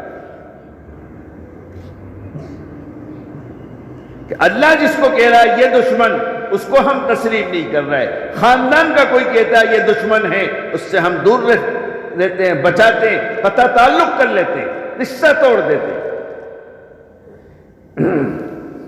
کتنا بڑا ظلم ہے اپنی جان پر۔ اللہ فرما رہا ہے شیطان تو تمہارا جانی اور کھلا ہوا دشمن ہے، اس سے تم ہمیشہ دشمنی کا معاملہ کرو، یہ دوستی کے قابل ہے ہی نہیں کہ تم اس کو اپنا دوست اور چیلا بنا لو۔ حضرت امیر معاویہ رضی اللہ عنہ کا واقعہ، آپ لوگوں کو یہ بات تو معلوم ہی ہے کہ حضرات صحابہ کرام رضوان اللہ علیہم اجمعین بہت مجاہدہ کرنے والے لوگ تھے، دن میں تجارت اور ملازمت کرتے تھے لیکن رات کی عبادت ان سے نہیں چھوٹتی تھی۔ دن میں تجارت اور ملازمت کرتے تھے لیکن رات کی عبادت ان سے نہیں چھوٹتی تھی۔ یہی وہ لوگ ہیں جن کے متعلق قرآن کریم میں اللہ عز و جل نے ارشاد فرمایا رجال لا تلہیہم تجارت ولا بیع عن ذکر اللہ واقام الصلاۃ وایتاء الزکاۃ یخافون یوما تتقلب فیہ القلوب والابصار، یعنی یہ وہ لوگ ہیں جن کو ان کی تجارت خرید و فروخت اللہ تبارک تعالیٰ کے ذکر سے، نماز قائم کرنے سے، زکوٰۃ ادا کرنے سے غافل نہیں کرتی۔ یہ اس دن سے ڈرتے ہیں جس دن انسانوں کے قلوب، ان کی نگاہیں کھلی کی کھلی رہ جائیں گی، وہ سارے غیبی نظام کو اپنی آنکھوں سے دیکھ رہے ہوں گے اور حیرت میں آنکھیں پھٹی کی پھٹی رہ جائیں گی، ہائے کیا ہو رہا ہے۔ بہرحال ایک دن حضرت امیر معاویہ سو رہے تھے، ان کی نیند نہیں کھلی اور نماز تہجد چھوٹ گئی۔ ان کو بہت افسوس ہوا، اس قدر افسوس ہوا جیسا کہ ان کی پوری پراپرٹی ہاتھ سے نکل گئی۔ اللہ تبارک تعالیٰ کے حضور بہت روئے دھوئے، جس سے معافی تلافی ہو گئی، لیکن جب دوسرا دن ہوا تو دیکھا کہ ایک صاحب پاؤں دبا رہے ہیں اور یہ بھی کہہ رہے ہیں کہ حضرت اٹھیے اٹھیے، بہت تاخیر ہو گئی، نماز تہجد نہیں پڑھنی ہے کیا؟ حضرت نے پوچھا کہ تم کون ہو؟ اس نے کہا میں ایک انسان ہوں۔ حضرت دوبارہ پوچھا کہ صحیح بتاؤ تم مؤذن صاحب تو نہیں ہو؟ اس نے کہا نہیں صاحب میں مؤذن صاحب نہیں ہوں، میں تو آپ کا پرانا دوست ہوں۔ کیونکہ حضرت کی فراست مشہور تھی، وہ اتنی جلدی کہاں سے چھوڑ دیتے۔ پھر پوچھا کہ تم کون ہو؟ تب وہ جا کر بولتا ہے کہ میں تو شیطان ہوں۔ حضرت نے کہا کہ تم شیطان ہو اور مجھے تہجد کی نماز کے لیے جگا رہے ہو، اٹھا رہے ہیں مجھے تہجد کے لیے، کیا وجہ ہے؟ شیطان نے کہا کہ ہم اللہ سے کیوں مایوس ہوں؟ شیطان نے کہا ہم اللہ سے کیوں مایوس ہوں؟ کبھی تو اچھا کام کرا ہی لینا چاہیے۔ جی ہم اللہ سے کیوں مایوس ہوں؟ کبھی تو اچھا کام کر ہی لینا چاہیے، اس لیے میں آپ کو اٹھا رہا تھا، لہٰذا اب مجھے جانے کی اجازت دے دیجیے۔ حضرت نے فرمایا کہ میں تم کو اس وقت نہیں چھوڑوں گا جب تک تم صحیح بات نہیں بتاؤ۔ جب جا کر شیطان نے کہا آپ جو کل اتنا روئے دھوئے، تہجد چھوٹی، میں نے سلایا تھا اس پہ اتنا روئے دھوئے، جی اتنا روئے دھوئے میں نے ہی آپ کو سلایا تھا، اور آپ کے رونے کی وجہ سے اللہ نے آپ کو 100 سال کی نماز تہجد کا ثواب دے دیا۔ وہ تو تہجد کے چھوٹنے پر روئے، نفل، تم میں فرض چھوٹنے پر روئے ہیں؟ کبھی فرض نماز کے چھوٹنے پر، اللہ کا حکم کے ٹوٹنے پر، نبی کے ارشاد کو چھوڑنے پر، نبی کی سنت کی ترک کرنے پر کبھی روئے؟ کبھی دل میں درد اور دکھن ہوا؟ کہ آپ جو کل روئے دھوئے اس کی وجہ سے اللہ نے آپ کو 100 سال کی نماز تہجد کا ثواب دے دیا۔ اور چونکہ مجھے تو انسان کی ترقی ہی سے اصل جلن ہے۔ ابھی میں یہاں آیا تھا، باہر بیٹھ کے میں ایک ساتھی سے کہہ رہا تھا، نفس، شیطان کو اور نفس کو بندے کی ترقی، دینی ترقی، روحانی ترقی بھاتی نہیں، چاہتا ہی نہیں۔ اس لیے ایک آدمی دینی اور روحانی ترقی کی طرف چل رہا ہے، اس کو بے حد تکلیف ہے۔ اب وہ اس ٹو میں رہتا ہے کہ کیسے اس کو روکوں، کیسے رکاوٹ ڈالوں، کیسے اس کو محروم کروں۔ وہ حربہ چلتا ہے، جیسے دو پہلوان جب میدان میں کشتی لڑتے ہیں تو ہر ایک اپنا اپنا داؤ مار رہا ہے۔ ایک نے یہ داؤ مارا تو دوسرا سوچتا ہے میں کون سا داؤ ماروں جس سے یہ چت ہو جائے۔ شیطان بہت بڑا عالم، اتنا بڑا عالم کہ فرشتوں کو پڑھاتا تھا، فرشتوں کا استاد تھا، اس کے پاس علم کی کمی تھوڑی ہے۔ تو ایک دینی ترقی کی طرف چل رہا ہے، بڑھ رہا ہے، روحانی ترقی کی طرف بڑھ رہا ہے، اس کو کیسے پٹکنا ہے، کیسے اس کو روکنا ہے، کیسے پیچھے دھکیلنا ہے تاکہ یہ آگے نہ پہنچ سکے، کہ ترقی کرتے کرتے اللہ کا دوست نہ بن جائے، اللہ کا ولی نہ بن جائے، نبی کریم صلی اللہ علیہ وسلم کی آنکھوں کا تارا نہ بن جائے، امت محمدیہ کہ اس کی وجہ سے جہنم سے نہ بچ جائے۔ اس لیے اس کو کیسے پیچھے پٹکنا ہے، کیسے اس کو نیچے کھائی کے اندر پٹکنا ہے، کیسے اس کو روکنا ہے، وہ حربے استعمال کرتا ہے۔ میرے پیاروں، ہم کیا سمجھیں گے اس کی چال بازی؟ ہم مکاری کر رہے ہیں، بہانے کر رہے ہیں، انہوں نے ایسا کہہ دیا میرے کو، انہوں نے میرے کو ایسا کہہ دیا، ایسا مجھے ہلکا پتلا کہہ دیا، ایسا میرا دل دکھا دیا، ایسا میرے دل آزاری کر دی، صاحب اس لیے میرا دل ٹوٹ گیا، اس لیے میں دور ہو گیا۔ ابے یہ سب نہیں، مکاری ہے، یہ تیرے نفس کا اور شیطان کا دھوکہ ہے۔ اصل شیطان تیرا دشمن ہے، اور نفس تجھے آگے ترقی پہ دیکھنا نہیں چاہتا، وہ تجھے ترقی کو روکنا چاہتا ہے۔ اس لیے ایسی راہیں اس نے کھولی، ایسی راہیں اس نے کھولی، انسان کو پسند ہی نہیں۔ میں ناگدہ سے آیا تھا، وہاں بیٹھا، بات نکلی تھی تو میں نے کہہ رہا تھا، شیطان کو بھاتا ہی نہیں کہ انسان ترقی کرے۔ ایک آدمی چل رہا آگے، کیسے اسٹاپ کرے؟ کر دے گا۔ انسان کی ترقی ہی سے اصل جلن ہے، اس لیے آپ کی کل کی ترقی مجھ سے دیکھی نہیں گئی۔ اب امیر معاویہ کی ترقی نہیں دیکھی گئی تو میری تمہاری کیا اوقات ہے؟ امیر معاویہ جو صحابی رسول ہیں، کاتب وحی ہیں، وحی لکھا کرتے تھے، ان کی ترقی اسے ہضم نہیں ہوئی تو میرے پیاروں، میں اور تم کس کھیت کی مولی ہیں؟ کیا اوقات ہے میری تمہاری ہماری؟ کیا اس کو بھائے گی نیکی کرنا، آگے بڑھنا کیسے وہ ہضم کرے؟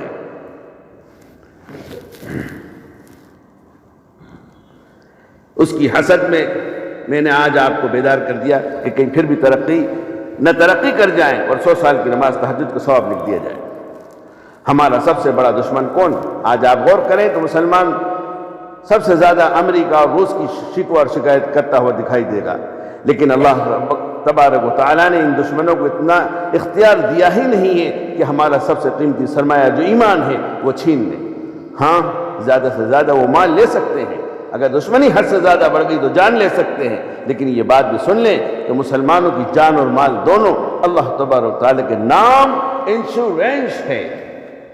مسلمان کا جان اور مال اللہ کے نام پہ انشورنس ہے کہ وہ جیون بیمہ والے کر رہے ہیں آ رہے ہیں، لاؤ دیو مہینے کے تمہارے جیون بیمہ کر دیتے ہیں، مرو گے تو 10-5 لاکھ تمہارے گھر والوں کو مل جائیں گے، ان کا کام بن جائے گا۔ لاؤ جیون بیمہ کراؤ، بچے کا بھی کرا لو، سب کا کرا لو، بھینس کا بھی کرا رہے، دکان کا بھی کرا رہے، مکان کا بھی بیمہ کرا رہے۔ ابے پوچھو تو صحیح علماء سے، جائز ہے یہ جان تو اللہ کی ہے، اللہ نے خرید لی، اس کا بیمہ کرا رہا ہے اور مرنے کے بعد اس کا 10-5 لاکھ روپیہ میں لے رہا ہے، جائز ہے۔ خریدار تو وہ آسمانوں پر ہے، تو اس کو سونپ رہا ہے، یہ قیمت دے گا تیرے جان مال کی۔ کتنے لوگ ہیں جو لائف انشورنس کو پسند کرتے ہیں اور کرا رکھا ہے، حاجی بھی ہے، نمازی بھی ہے، دیندار بھی ہے، اور جیون بیمہ کرا رکھا ہے، اپنی پراپرٹی کا بیمہ کرا رکھا ہے۔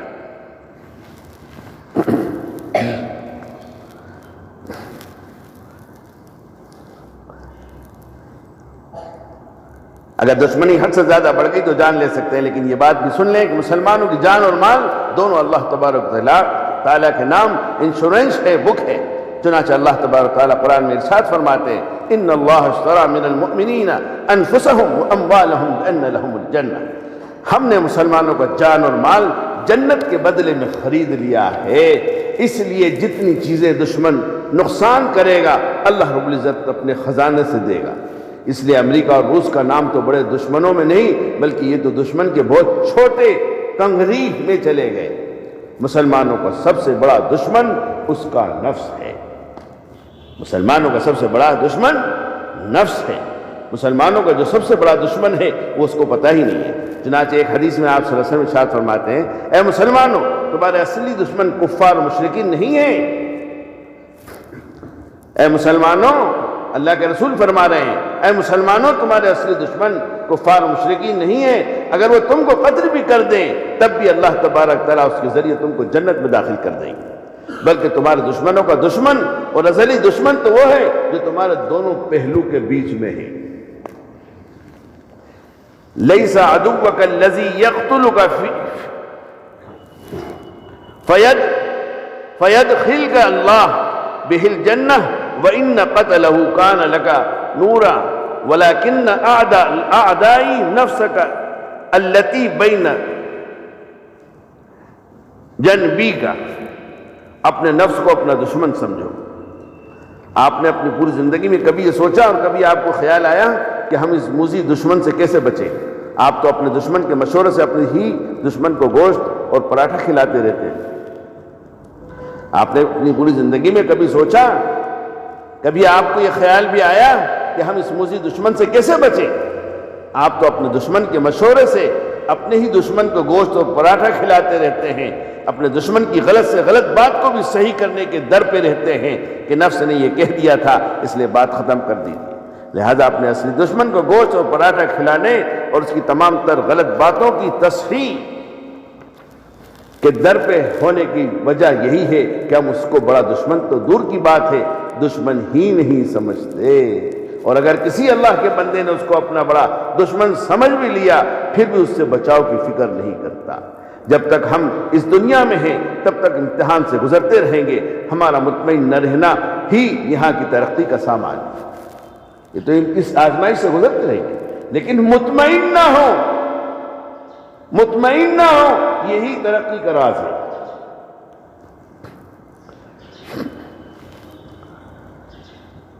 جتنی آپ کو بے چینی ہوگی، جتنی فکر ہوگی، اتنا ہی آپ اس سے محفوظ رہ کر ترقی کر سکتے ہیں، اور جتنا اطمینان ہو جائے گا اتنا ہی شیطان آپ کو پھنسائے گا اور نفس آپ کو قاعدے سے سدھائے گا۔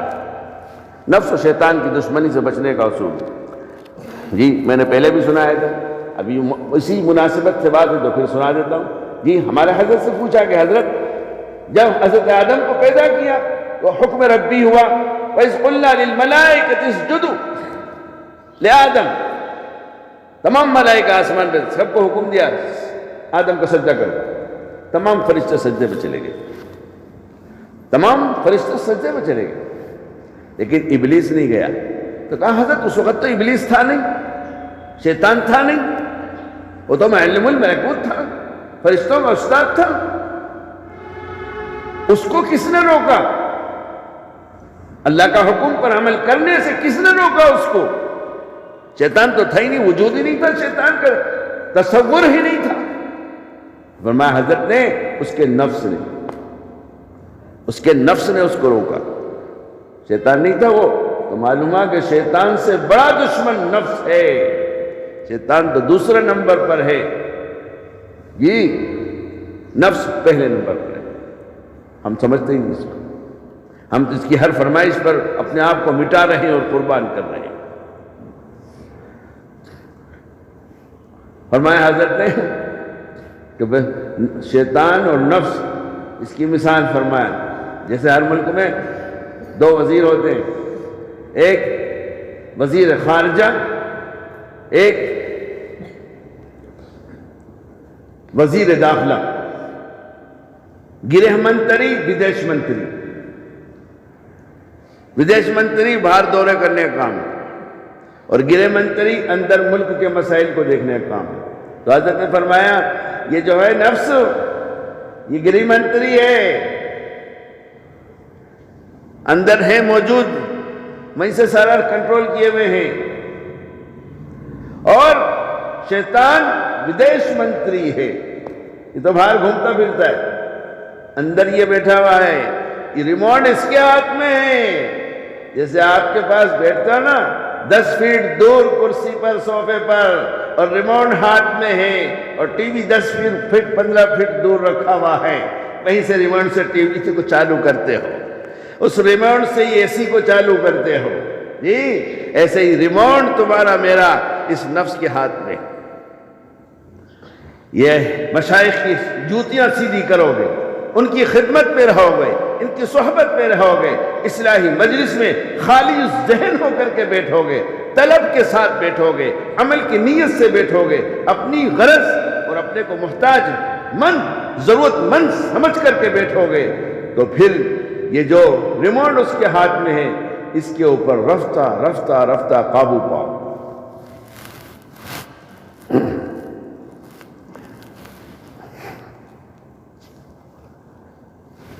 اللہ غنی۔ جب تک ہم اس دنیا میں ہیں تب تک امتحان سے گزرتے رہیں گے۔ ہمارا مطمئن نہ رہنا یہاں کی ترقی کا سامان ہے، کامیابی کا راز ہے۔ جتنی آپ کو بے چینی ہوگی، جتنی فکر ہوگی، اتنا ہی آپ اس سے محفوظ رہ کر ترقی کر سکتے ہیں، اور جتنا اطمینان ہو جائے گا اتنا ہی شیطان آپ کو پھنسائے گا اور نفس آپ کو قاعدے سے سدھائے گا۔ نفس و شیطان کی دشمنی سے بچنے کا اصول اللہ تبارک و تعالی قرآن کریم میں ارشاد فرماتے ہیں، ان اللہ لا یغیر ما بقوم حتی یغیروا ما بانفسہم، یعنی جو بیماریاں تمہارے نفس کی ہیں اور تمہارے دلوں کی ہیں، جب تک تم ان میں تبدیلی نہیں لاؤ گے، ان کی دلچسپیوں کو ختم کر کے شریعت و سنت سے دلچسپیاں پیدا نہیں کرو گے، اس وقت تک ہم تمہارے اندر تبدیلی نہیں لائیں گے۔ اچھی طرح کان کھول کے سن لو، جو بیماریاں تمہارے نفس کی ہیں اور تمہارے دلوں کی ہیں، جو بیماریاں، جب تک تم ان میں تبدیلی نہیں لاؤ گے، ہم کیا کہتے ہیں؟ ارے حضرت دعا کر دیجئے، اللہ مجھے صراط مستقیم پر جما دے، مجھے ہدایت دے دے، مجھے بچا لے گناہ سے۔ ہم یہ کہتے ہیں دعا کرو، اور اللہ کہہ رہے ہیں، قرآن کہہ رہا ہے نہیں، تم جب تک تبدیلی نہیں لاؤ گے آسمانی فیصلہ تمہارے فیور میں نہیں ہوگا۔ پہلے ہم کو کرنا پڑے گا، ہماری غرض ہے تو پہلے ہم کریں۔ ہم اللہ سے آرڈر دیتے ہیں، پہلے تو کر دے اللہ، میں بعد میں کروں گا، تو اس کو کیا اڑی ہے؟ جی عام طور سے حضرت دعا کر دیجیے، حضرت دعا کر دیجیے، حضرت دعا، کوئی وظیفہ بتا دو، سستی ختم ہو جائے، نمازی بن جاؤں، جی یہ بتا دو، تعویذ دے دو۔ ابھی کچھ دن ہوئے میں کہہ رہا تھا، میں نے کہا تعویذ سے نمازی بن جائے تو کوئی ایک مسلمان بے نمازی نہیں ہوتا، تعویذ سے ہی نمازی بنتے ہوتے تو ایک مسلمان بے نمازی ہے، بس تعویذ لکھو، 2 لا ڈالو گلے میں، ہو گئے نمازی۔ اس کا سہارا لے رکھا ہے ہم نے۔ جو بیماریاں تمہارے نفس کی ہیں اور تمہارے دلوں کی ہیں، جب تک تم ان میں تبدیلی نہیں لاؤ گے، بدلو گے نہیں، ان کی دلچسپیوں کو ختم کر کے شریعت و سنت سے دلچسپی، شوق پیدا نہیں کرو گے، اس وقت تک ہم تمہارے اندر تبدیلی نہیں لائیں گے۔ ہماری غرض ہو تو پہلے ہم لائیں، پھر اللہ کہے گا۔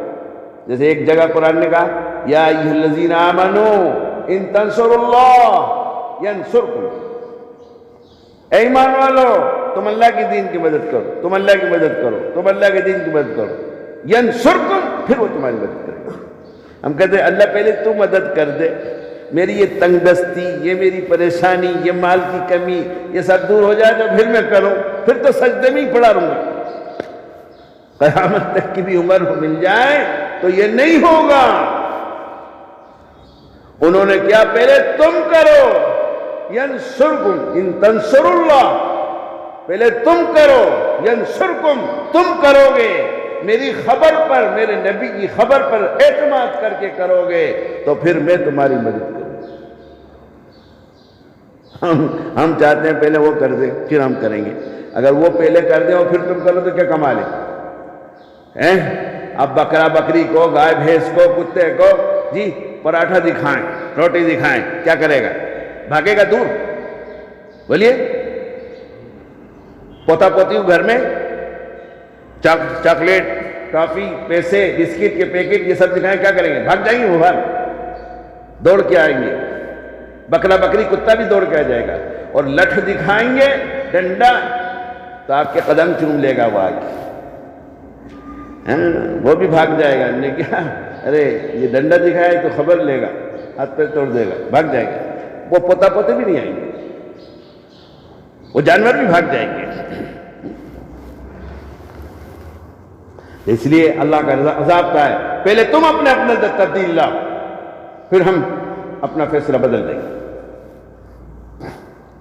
تم اپنے اندر اپنے نفس کی دشمنی کا اور شیطان کی دشمنی کا احساس پیدا نہیں کرو گے، اور جب ہمارے اندر نفس و شیطان کی دشمنی کا احساس اور یقین پیدا ہو جائے گا تو پھر ہم اس کو اپنا دوست سمجھ کر انڈا پراٹھا نہیں کھلائیں گے، بلکہ اس کے مشورے پر اپنا پاؤں رکھ کر صراط مستقیم کا راستہ طے کرتے ہوئے جنت میں چلے جائیں گے انشاءاللہ۔ ساری کائنات انسان کی خادم ہے۔ اللہ تبارک و تعالیٰ نے ایک انسان کے اندر کتنی صلاحیتیں چھپا رکھی ہیں۔ اس چھوٹے سے جسم میں اللہ رب العزت نے کیا کیا خزانہ بھر رکھا ہے، ان خزانوں کا اس انسان کو پتہ ہی نہیں۔ ان خزانوں کو اس طرح استعمال کرنے سے اس کو کیا ملنے والا ہے اس کو کچھ پتہ نہیں، بلکہ آج کا انسان اپنے کو صرف کھانے پینے کی مشین سمجھ رہا ہے۔ یہ انسان کیا ہے؟ ایک انگریز نے کہا کہ تو صرف ایکسپورٹ اور امپورٹ کی مشین ہے۔ انسان کیا ہے؟ ایکسپورٹ اور امپورٹ کی مشین ہے، کچھ لے رہا ہے کچھ دے رہا ہے، اس سے زیادہ اس کے دماغ میں کچھ نہیں آتا۔ یاد رکھو ایک انسان کی قیمت اتنی ہے کہ ساری کائنات اس کی خادم ہے، جس کی خدمت کے لیے سورج مسخر ہوا، زمین مسخر، ستارے سیارے منور ہوں، اونچے اونچے پہاڑوں اور ٹھاٹھے مارتا ہوا سمندر اس کی خدمت کے لیے تیار ہوں، تو آپ ہی بتائیں کہ انسان کتنا قیمتی ہوگا؟ کیا وہ صرف ایکسپورٹ اور امپورٹ کی مشین ہوگا؟ انسان کو اپنے اندر کے خزانوں میں غور و فکر کرنی چاہیے۔ اگر آپ کو کہیں سے سونے چاندی کی کھدان مل جائے تو آپ کتنا خوش ہوں گے کہ یہ تو سونے چاندی کی کھدان مل گئی جو بہت قیمتی ہے، لیکن جو کھدان ہر انسان کو ملی ہے اس کا اسے خیال ہی نہیں ہے۔ اس زبان کی قیمت کیا ہے، اس دماغ کی قیمت کیا ہے، اس آنکھ کی قیمت کیا ہے، ان سب چیزوں کی قیمت کا اسے پتہ ہی نہیں۔ اگر انسان اپنے ہی اندر کی دولت سے واقف ہو جائے تب تو وہ مالدار ہے، اور انہی کو استعمال کرنا سیکھ لے تو وہاں کا ارب پتی ہے، کھرب پتی ہے، اور اس کا استعمال نہیں جانتا تو وہ فقیر ہے، اور جو اس کا مس یوز کر رہا ہے، غلط استعمال کر رہا ہے، اپنے اعضائے جسمانی کا غلط استعمال کر رہا ہے، تو وہاں کا وہ قلاش فقیر ہے، محتاج۔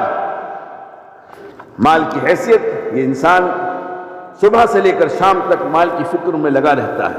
اگر آپ غور کریں تو یہ مال انسان کا میل بھی نہیں، میل تو انسان کے بدن میں جڑا رہتا ہے، اور مال تو انسان کا خادم ہے، اس کے جسم کا پارٹ پرزا بھی نہیں۔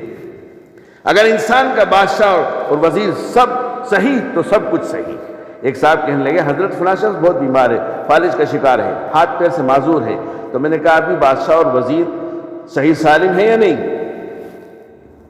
ایک شخص نے کہا فلاں شخص بہت بیمار ہے، فالج کا شکار ہے، ہاتھ پیر سے معذور ہے، تو میں نے کہا ابھی بادشاہ اور وزیر صحیح سالم ہیں، خیریت سے ہیں؟ اس نے کہا حضرت اس کا کیا مطلب؟ بادشاہ اور وزیر کیا مطلب؟ تو میں نے کہا دل اور دماغ یہ بادشاہ اور وزیر ہے، دل بادشاہ اور دماغ وزیر. کیا یہ صحیح ہے؟ خیریت سے ہیں؟ تو اس نے کہا جی ہاں درست ہے. تو میں نے کہا ابھی تو اس کے پاس نیکیوں کا ٹکسال موجود ہے. اگر وہ اپنے دل اور دماغ کو صحیح استعمال کر لے تو نیکیوں کا پہاڑ کا مالک بن جائے گا. اللہ اکبر. حضرت ادریس علیہ السلام کی ایک دن کی نیکیوں کی مقدار، فرشتوں نے دیکھا کہ حضرت ادریس علیہ السلام کو روزانہ ہزار ملین نیکیاں مل رہی ہیں. تو فرشتوں نے بالآخر ایک دن پوچھ لیا کہ اے اللہ ایک آدمی ایک دن میں کتنی نیکیاں کماتا ہے؟ تو اللہ تبارک و تعالیٰ نے فرمایا تم کو پتہ نہیں کہ میں نے ادریس کو کن کن صلاحیتوں سے نوازا ہے؟ تم صرف ان کی ایک صلاحیت کو سمجھ لو، وہ ہے تفکر فی المخلوقات. مخلوقات میں غور و فکر کرنا ہے. یعنی میں نے ان ساری کائنات میں غور و فکر کرنے کا جو ڈھنگ سکھایا ہے اس کی وجہ سے زمین و آسمان بھر کر نیکیاں ان کے پاس سے چلتی ہیں اور وہ زمین و آسمان کی نیکیوں کا پیالہ ہے. اب بتائیے تفکر فی المخلوقات سے خالق کی جو معرفت حاصل ہوتی تھی اور جس برتن سے خالق کی معرفت نکالتے تھے اللہ تعالیٰ نے اسی برتن سے بھر کر ان کو نیکیاں دینی شروع کر دی. اب ذرا غور کریں کہ ستاروں کا کتنا بڑا جہان ہے، سیاروں کا کتنا بڑا جہان، کتنی بڑی دنیا ہے. زمین و آسمان کے بارے میں تو پتہ ہی نہیں کہ کتنی بڑا ہے. ان سب سے بھر کر ان کو نیکیاں ملتی تھیں. اللہ اکبر. اس لیے قرآن نے کہا یتفکرون فی خلق السماوات والارض. قرآن میں جگہ جگہ ارشاد ہے یتفکرون فی خلق السماوات. میری تخلیق میں نے جو پیدا کیا ہے اس میں غور و فکر کرو. آسمان، زمین، چاند، ستارے، سورج، زمین، ہوائیں، پہاڑ، گرمی، سردی، یہاں تک کہ یہ تمہارے جسم کے اعضاء، اس میں غور کرو. یتفکرون فی خلق السماوات والارض. زمین آسمان میں غور کرو. اگر غور کرو گے تو خدا کی معرفت حاصل ہو جائے گی، خدا کا وصل نصیب ہو جائے گا.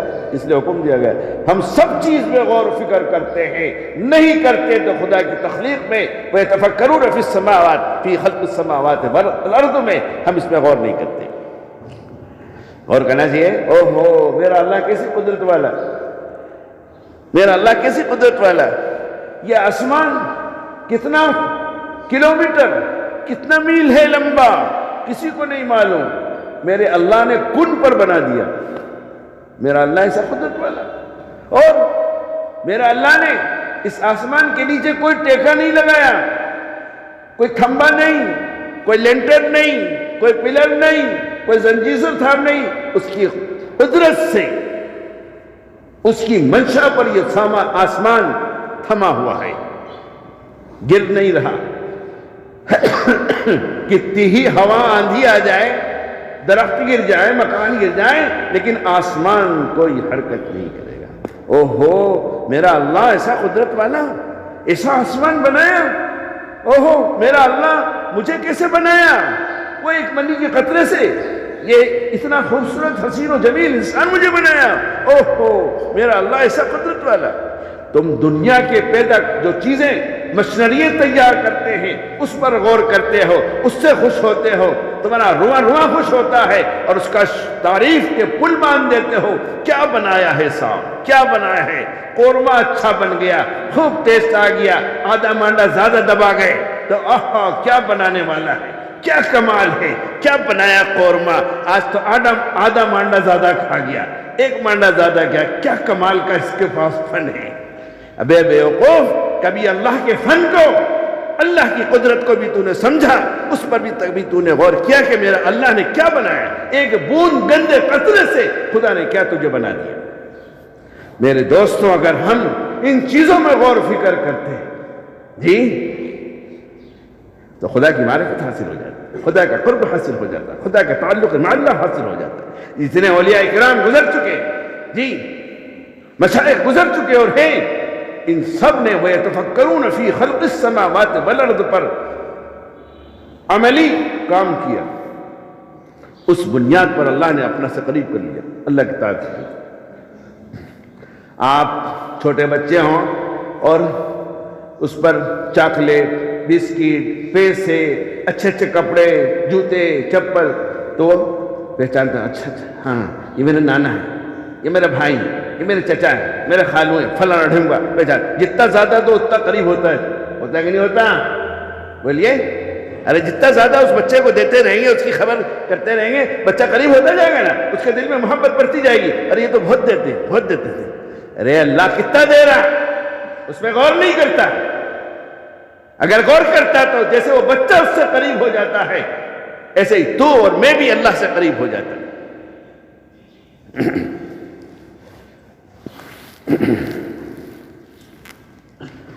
جنت اور جہنم کے وجود کی ایک عقلی دلیل۔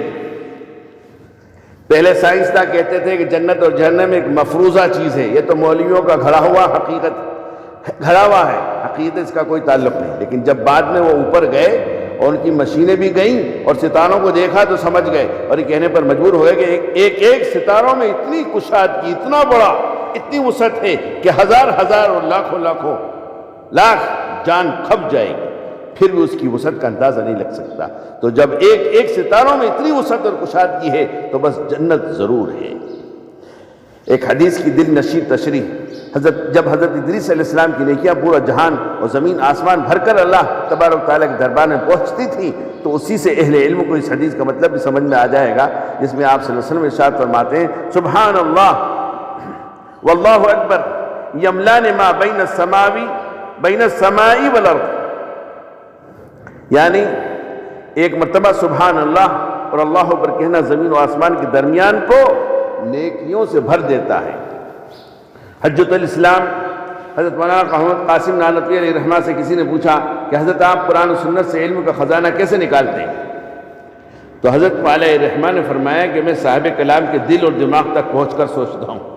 اللہ اکبر، میں صاحب کلام کے، یعنی جس کا کلام ہے، کس کا کلام ہے؟ اللہ کا، اس کے دل و دماغ تک سوچتا ہوں۔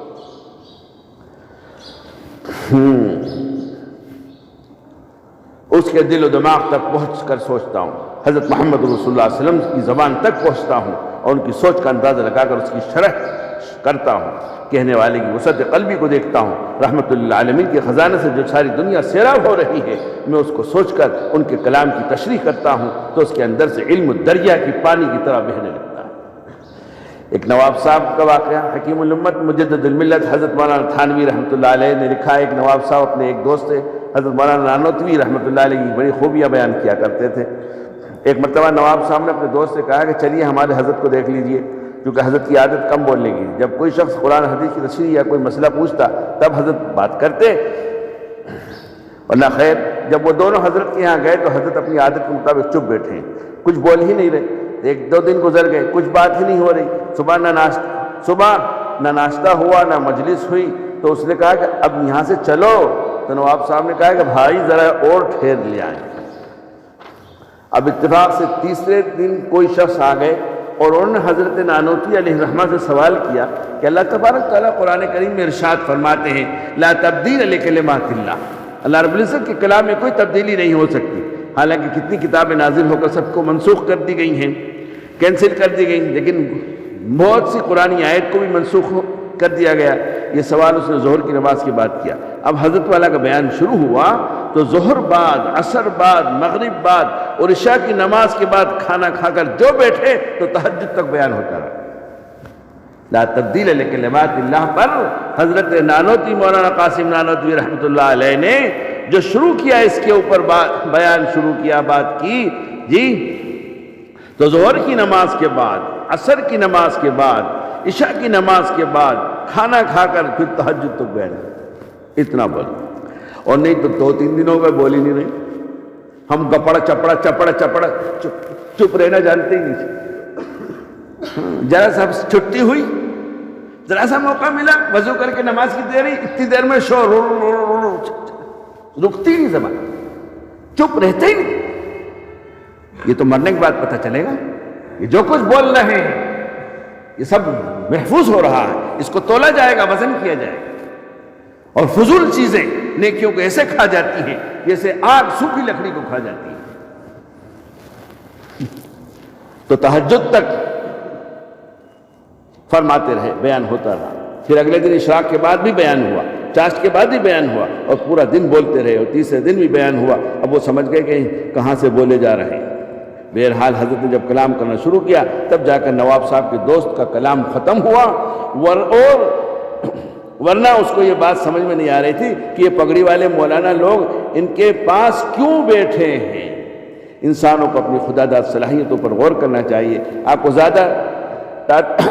زیادہ ٹاٹا برلا بننے کی ضرورت نہیں ہے، بلکہ آپ نے اگر اپنے اندر کی معدنیات اور اپنے اندر کی صفات اور صلاحیتوں کو سمجھ لیا تو بس یہ آپ کو اللہ رب العزت کی معرفت کے لیے کافی ہے۔ حضرت ابراہیم بن ادہم رحمۃ اللہ علیہ نے اپنی پوری زندگی میں 60 حج کیے، 50 اور 10۔ ایک مرتبہ انہوں نے اللہ سے کہا کہ جنت میں میرا پڑوسی کون ہوگا؟ تو حکم ہوا کہ آپ کا پڑوسی گھسیارا، گھاس کاٹنے والا، وہ آپ کا پڑوسی ہوگا۔ اس نے سوچا کہ اس گھسیارے نے کبھی کعبے کا دروازہ نہیں دیکھا، اور دیکھنا تو دور کی بات ہے، کبھی تو پڑھا بھی نہیں، اور میں نے 60 حج کر رکھا ہے، پھر بھی وہ جنت میں میرا پڑوسی ہوگا۔ تو فرمایا گیا تم کو پتہ نہیں، نیت المومن خیر من عمل ہے۔ آپ کی قلب کی نیت کو سمجھ لیجئے، نیت کرنے میں کتنا ڈیزل لگتا ہے، کتنا پیٹرول لگتا ہے، کتنی رقم خرچ ہوتی ہے، کچھ بھی نہیں لگتا۔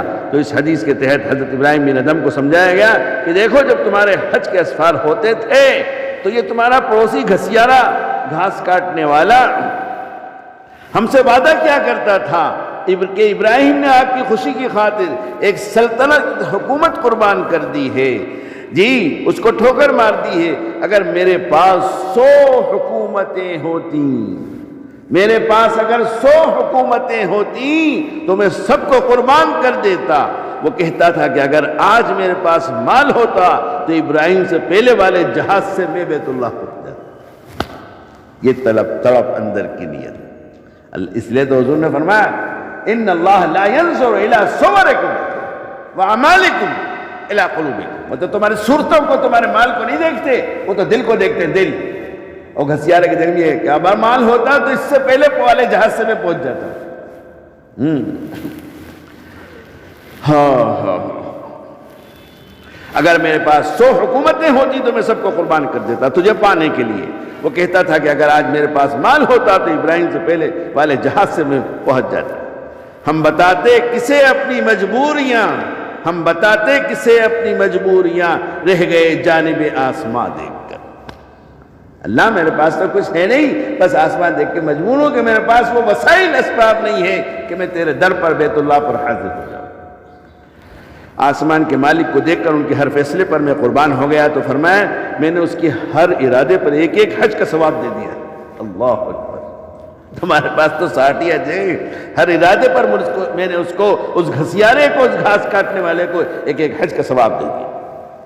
معلوم ہے کہ 60 حج تمہارے کھاتے میں اور 60 حج ان کے کھاتے میں، اس لیے جنت میں وہ آپ کا پڑوسی ہوگا۔ محبت کی بھی ایک علامت ہوتی ہے۔ اگر آپ سوچنے لگے کہ میں بھی گھسیارا جیسی نیت کر کے اس کا مقام حاصل کر لوں تو میرے دوستو یہ آسان نہیں ہے۔ ہاں اگر آپ سوچنے لگے کہ میں بھی گھسیارا، گھاس کاٹنے والے جیسی نیت کر کے اس کا مقام حاصل کر لوں تو میرے دوستو یہ آسان نہیں ہے، کیونکہ کوئی آدمی آپ سے کہے کہ میں تو آپ پر قربان ہوں اور آپ کے لیے اپنی محبوب جان بھی دے سکتا ہوں، حالانکہ اس شخص کا آپ سے تو کوئی خاص تعلق نہیں ہے، تو آپ سوچیں گے بھائی یہ کیسے قربان ہو جائے گا۔ اس طرح اللہ تبارک و تعالی تم کو صرف 5 وقت کی نماز کے لیے مسجد بلا رہے ہیں اور تم کو مسجد جانے کے لیے وقت نہیں ہی ہے، فرصت نہیں ہے، اور یہ کہتے پھر رہے کہ کاش کے کعبہ جاتا، کاش کے کعبہ جاتا۔ تمہارا کاش کو اللہ مان لیں گے؟ جہاں تم وہاں کیا کر رہے ہو پہلے تو یہ تو دکھاؤ۔ دخول جنت ایک اختیاری عمل پر موقوف ہے۔ ان اللہ لا یغیر ما بقوم حتی یغیروا ما بانفسہم۔ یہ جو لفظ آیا وہ اجتماعی طور پر سمجھانے کے لیے ہے، ورنہ حقیقت میں ہر آدمی اپنے اندر انقلاب پیدا کرنے کا ذمہ دار ہے۔ ہر آدمی اپنے اندر انقلاب، تبدیلی پیدا کرنے کا ہر آدمی ذمہ دار ہے، اور اپنے اندر انقلاب پیدا کرنا اس کا اختیاری عمل ہے۔ اس لیے کہ اللہ تبارک تعالیٰ کی شان رحمت سے یہ بعید ہے کہ کسی غیر اختیاری عمل پر کسی کی جنت کو موقوف کر دے۔ انسان کے اندر اللہ تبارک و تعالیٰ نے 360 اعضاء و جوارح رکھے ہیں، ان میں سے صرف ایک زبان نے سبحان اللہ کہا تو اس کا ثواب اس کو مل تو گیا، لیکن 359 اعضاء گناہ کر رہے ہیں۔ اس لیے پہلے اپنے اندر اپنی مملکت کو سنبھالنے کی صلاحیت دیکھو، اس کی کارگزاری کیا ہے، اس کے نفع اور نقصان کی طرف نگاہ کرنے کی ضرورت ہے یا نہیں۔ آج جو بے فکری کا عالم ہے اس میں سب سے زیادہ نیک لوگ مبتلا ہیں، اچھی طرح کان کھول کے سن لو، سمجھے؟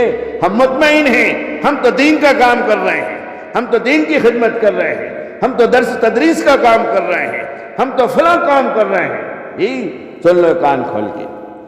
آج جو بے فکری کا عالم ہے اس میں سب سے زیادہ نیک لوگ مبتلا ہیں۔ 4-6 رکعت نماز تو پڑھ لیتے ہیں لیکن ان کو اپنے اعضاء و جوارح کے صحیح استعمال کی فکر ہی نہیں رہتی۔ میری زبان سے کسی کو تکلیف نہ پہنچ جائے، میرے ہاتھ پیر سے کسی کو تکلیف نہ پہنچ جائے، جی اس کی پرواہ نہیں۔ 4-6 رکعت نماز تو پڑھ لیتے ہیں لیکن ان کو اپنے اعضاء و جوارح کے صحیح استعمال کی فکر ہی نہیں رہتی۔ ضرورت اس بات کی ہے کہ اپنے اعضاء و جوارح سے جہاں خیر پیدا کر رہے ہیں وہیں اس کے شر سے بچنے کی فکر کریں۔ حضرت ابو بکر صدیق رضی اللہ عنہ کا یہ واقعہ میں سناتا رہتا ہوں۔ چنانچہ ایک مرتبہ وہ اپنی زبان کھینچ رہے تھے تو حضرت عمر فاروق نے فرمایا مہلاً مہلاً، یعنی اس کو کھینچنے سے کیا فائدہ، اس کو چھوڑ دیجئے۔ تو حضرت ابو بکر صدیق نے فرمایا میں اس کو کھینچ کر آج صحیح کرنا چاہتا ہوں، یہ تو جھٹ سے 1-2 بات بول دیتی ہے جس سے مجھے اللہ کے یہاں رسوائی کا سامنا کرنا پڑے گا، اس لیے میں اس کو آج سدھارنا چاہتا ہوں، کیونکہ اگر وہ معاف نہ کرے تو میں کیا کر پاؤں۔ آپ ان کی سوچ کا اندازہ لگائیں، کس قدر ان کو فکر تھی اپنی زبان کے شر سے اپنے کو بچانے۔ ہمیں تمہیں کیا ہے ٹٹولنے اپنے آپ۔ آج ہمارے اندر سے دوسروں کے بھلائی کی فکر نکل گئی۔ آج ہمارے دماغ کہاں کہاں جا رہے ہیں، ہر وقت دوسروں پر دماغی بمباری کر رہے ہیں، کبھی کبھی دوسروں کی بھلائی سوچتے ہی نہیں۔ ہم تو یہ سوچتے رہتے ہیں فلاں مر جائے، فلاں آدمی اس سے لڑ جائے، اس کا مال ختم ہو جائے، یہ دماغی بیماری عام ہو چکی۔ خود اللہ تبارک تعالیٰ قرآن میں ارشاد فرمایا ہے قُلْ لَوْ أَنْتُمْ تَمْلِكُونَ خَزَائِنَ رَحْمَةِ رَبِّي إِذًا لَأَمْسَكْتُمْ خَشْيَةَ الْإِنفَاقِ وَكَانَ الْإِنسَانُ قَتُورًا۔ اے پیغمبر ان کافروں سے کہہ دو اگر میرے پروردگار کی رحمت کے خزانے کہیں تمہارے اختیار میں ہوتے تو تم خرچ ہو جانے کے ڈر سے ضرور ہاتھ روک لیتے، اور انسان ہی بڑا تنگ دل ہے۔ آپ اپنے دماغ کا خزانہ دیکھیے، کسی کے لیے بھلائی سوچتے ہی نہیں، آپ تو بخیلی کرتے ہیں۔ آخر اس کو بھلائی مل جائے گی تو ہم کو کیا ملے گا؟ آپ بتلائیں کہ دماغی سوچ میں کیا خرچہ ہے؟ نہ ڈیزل، نہ پیٹرول، نہ سفر، نہ مشقت، کچھ بھی نہیں، تو آخر دوسروں کا فائدہ کیوں نہیں سوچتے؟ لیکن بھائی ایک موٹر سائیکل چلانے کے لیے کتنے دن مشق کرنی پڑتی ہے، کتنے دن سیکھنا پڑتا ہے۔ ایسے بھی لوگ ہیں جو سائیکل چلانا نہیں سیکھے تو زندگی پر نہیں چلا سکے، اور سیکھنے والے اگر سیکھتے رہتے ہیں تو ہوائی جہاز چلانے لگتے ہیں، سیکھنے پر موقوف ہے۔ کتنے ایسے لوگ ہیں جو سائیکل چلانا نہیں سیکھتے، نہیں سیکھے وہ تو زندگی پر سائیکل نہیں چلا سکے، اور سیکھنے والے اگر سیکھتے رہے تو وہ ہوائی جہاز چلانے لگے۔ تو جب انسان کو اللہ نے یہ صلاحیت دی ہے تو اس کو اپنے اعضاء و جوارح سے نیکی کمانے کا عادی بنا لے، اور اپنے کو اعضاء و جوارح کے شر سے بچانے کی فکر کر لے، تو کیا وجہ ہے کہ اس کا نفع اس کو نہ ملے اور اس کے شر سے اس کی حفاظت نہ ہو سکے؟ وہ تو ہونا ہی۔ ایک آدمی اگر اپنے ارادے سے بازار جا سکتا ہے، ایک آدمی اگر اپنے ارادے سے بازار جا سکتا ہے تو اس ارادے سے خیر کا کام کیوں نہیں کر سکتا؟ بازار ارادے سے جا سکے، ارادہ ہوا بازار جانا ہے فوراً چلتے، تو نیکی کا ارادہ کیوں نہیں کرتا؟ خدا کی اطاعت اور فرمانبرداری پر چلنے کا ارادہ کیوں نہیں کرتا؟ نہیں کرتا اس لیے نہیں چلتا، اپنی اصلاح کا ارادہ نہیں کرتا اس لیے اصلاح سے محروم ہے۔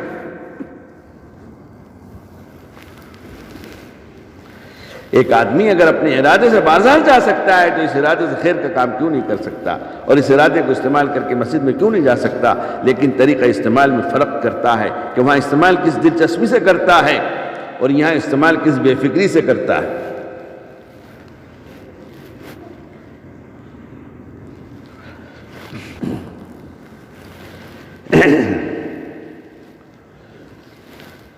ایک آدمی اگر اپنے ارادے سے بازار جا سکتا ہے تو اس ارادے سے خیر کا کام کیوں نہیں کر سکتا، اور اس ارادے کو استعمال کر کے مسجد میں کیوں نہیں جا سکتا؟ لیکن طریقہ استعمال میں فرق کرتا ہے، وہاں استعمال کس دلچسپی سے کرتا ہے اور یہاں استعمال کس بے فکری سے کرتا ہے۔ ہمارے اندر کا نفس جب تک درست نہ ہو اور جب تک گاڑی صحیح ہو اور رواں نہ چلے تب تک ہمیں چین کی نیند نہیں سونا چاہیے، اور جب گاڑی صحیح چلنے لگے تو اس سے بھی کمانے کی فکر ہونی چاہیے، لیکن گاڑی کے بگڑ جانے کا بھی خطرہ باقی رہنا چاہیے کہ کہیں بگڑ نہ جائے، کہیں پلٹ نہ جائے، اور ملی ہوئی سہولت کہیں ہم سے چھن نہ جائے۔ اگر یہ باقی رہا تو بس اسی کا نام ایمان ہے۔ آج جو ہم جو کچھ کر رہے ہیں یہ خطرہ رہنا چاہیے کہ ایسا نہ ہو کہ یہ چھن جائے مجھ سے، محروم ہو جاؤں. یہ خطرہ اور ڈرتا رہے گا تو انشاءاللہ امید ہے کہ باقی رہے گا. اگر یہ باقی رہا تو بس اسی کا نام ہی کہ اس کو جب گاڑی صحیح چلنے لگے تو اس سے بھی کمانے کی فکر ہونی چاہیے. گاڑی کے بگڑ جانے کا بھی خطرہ باقی رہنا چاہیے، بگڑ نہ جائے، پلٹ نہ جائے، ملی ہوئی سہولت کہیں مجھ سے چھن نہ جائے. اگر یہ باقی رہا تو بس اسی کا نام ایمان ہے، اور اسی کو صحیح استعمال کرنا سیکھا تو اس سے جو اعمال مرتب ہوں گے اسی کو اعمال صالحہ کہتے ہیں.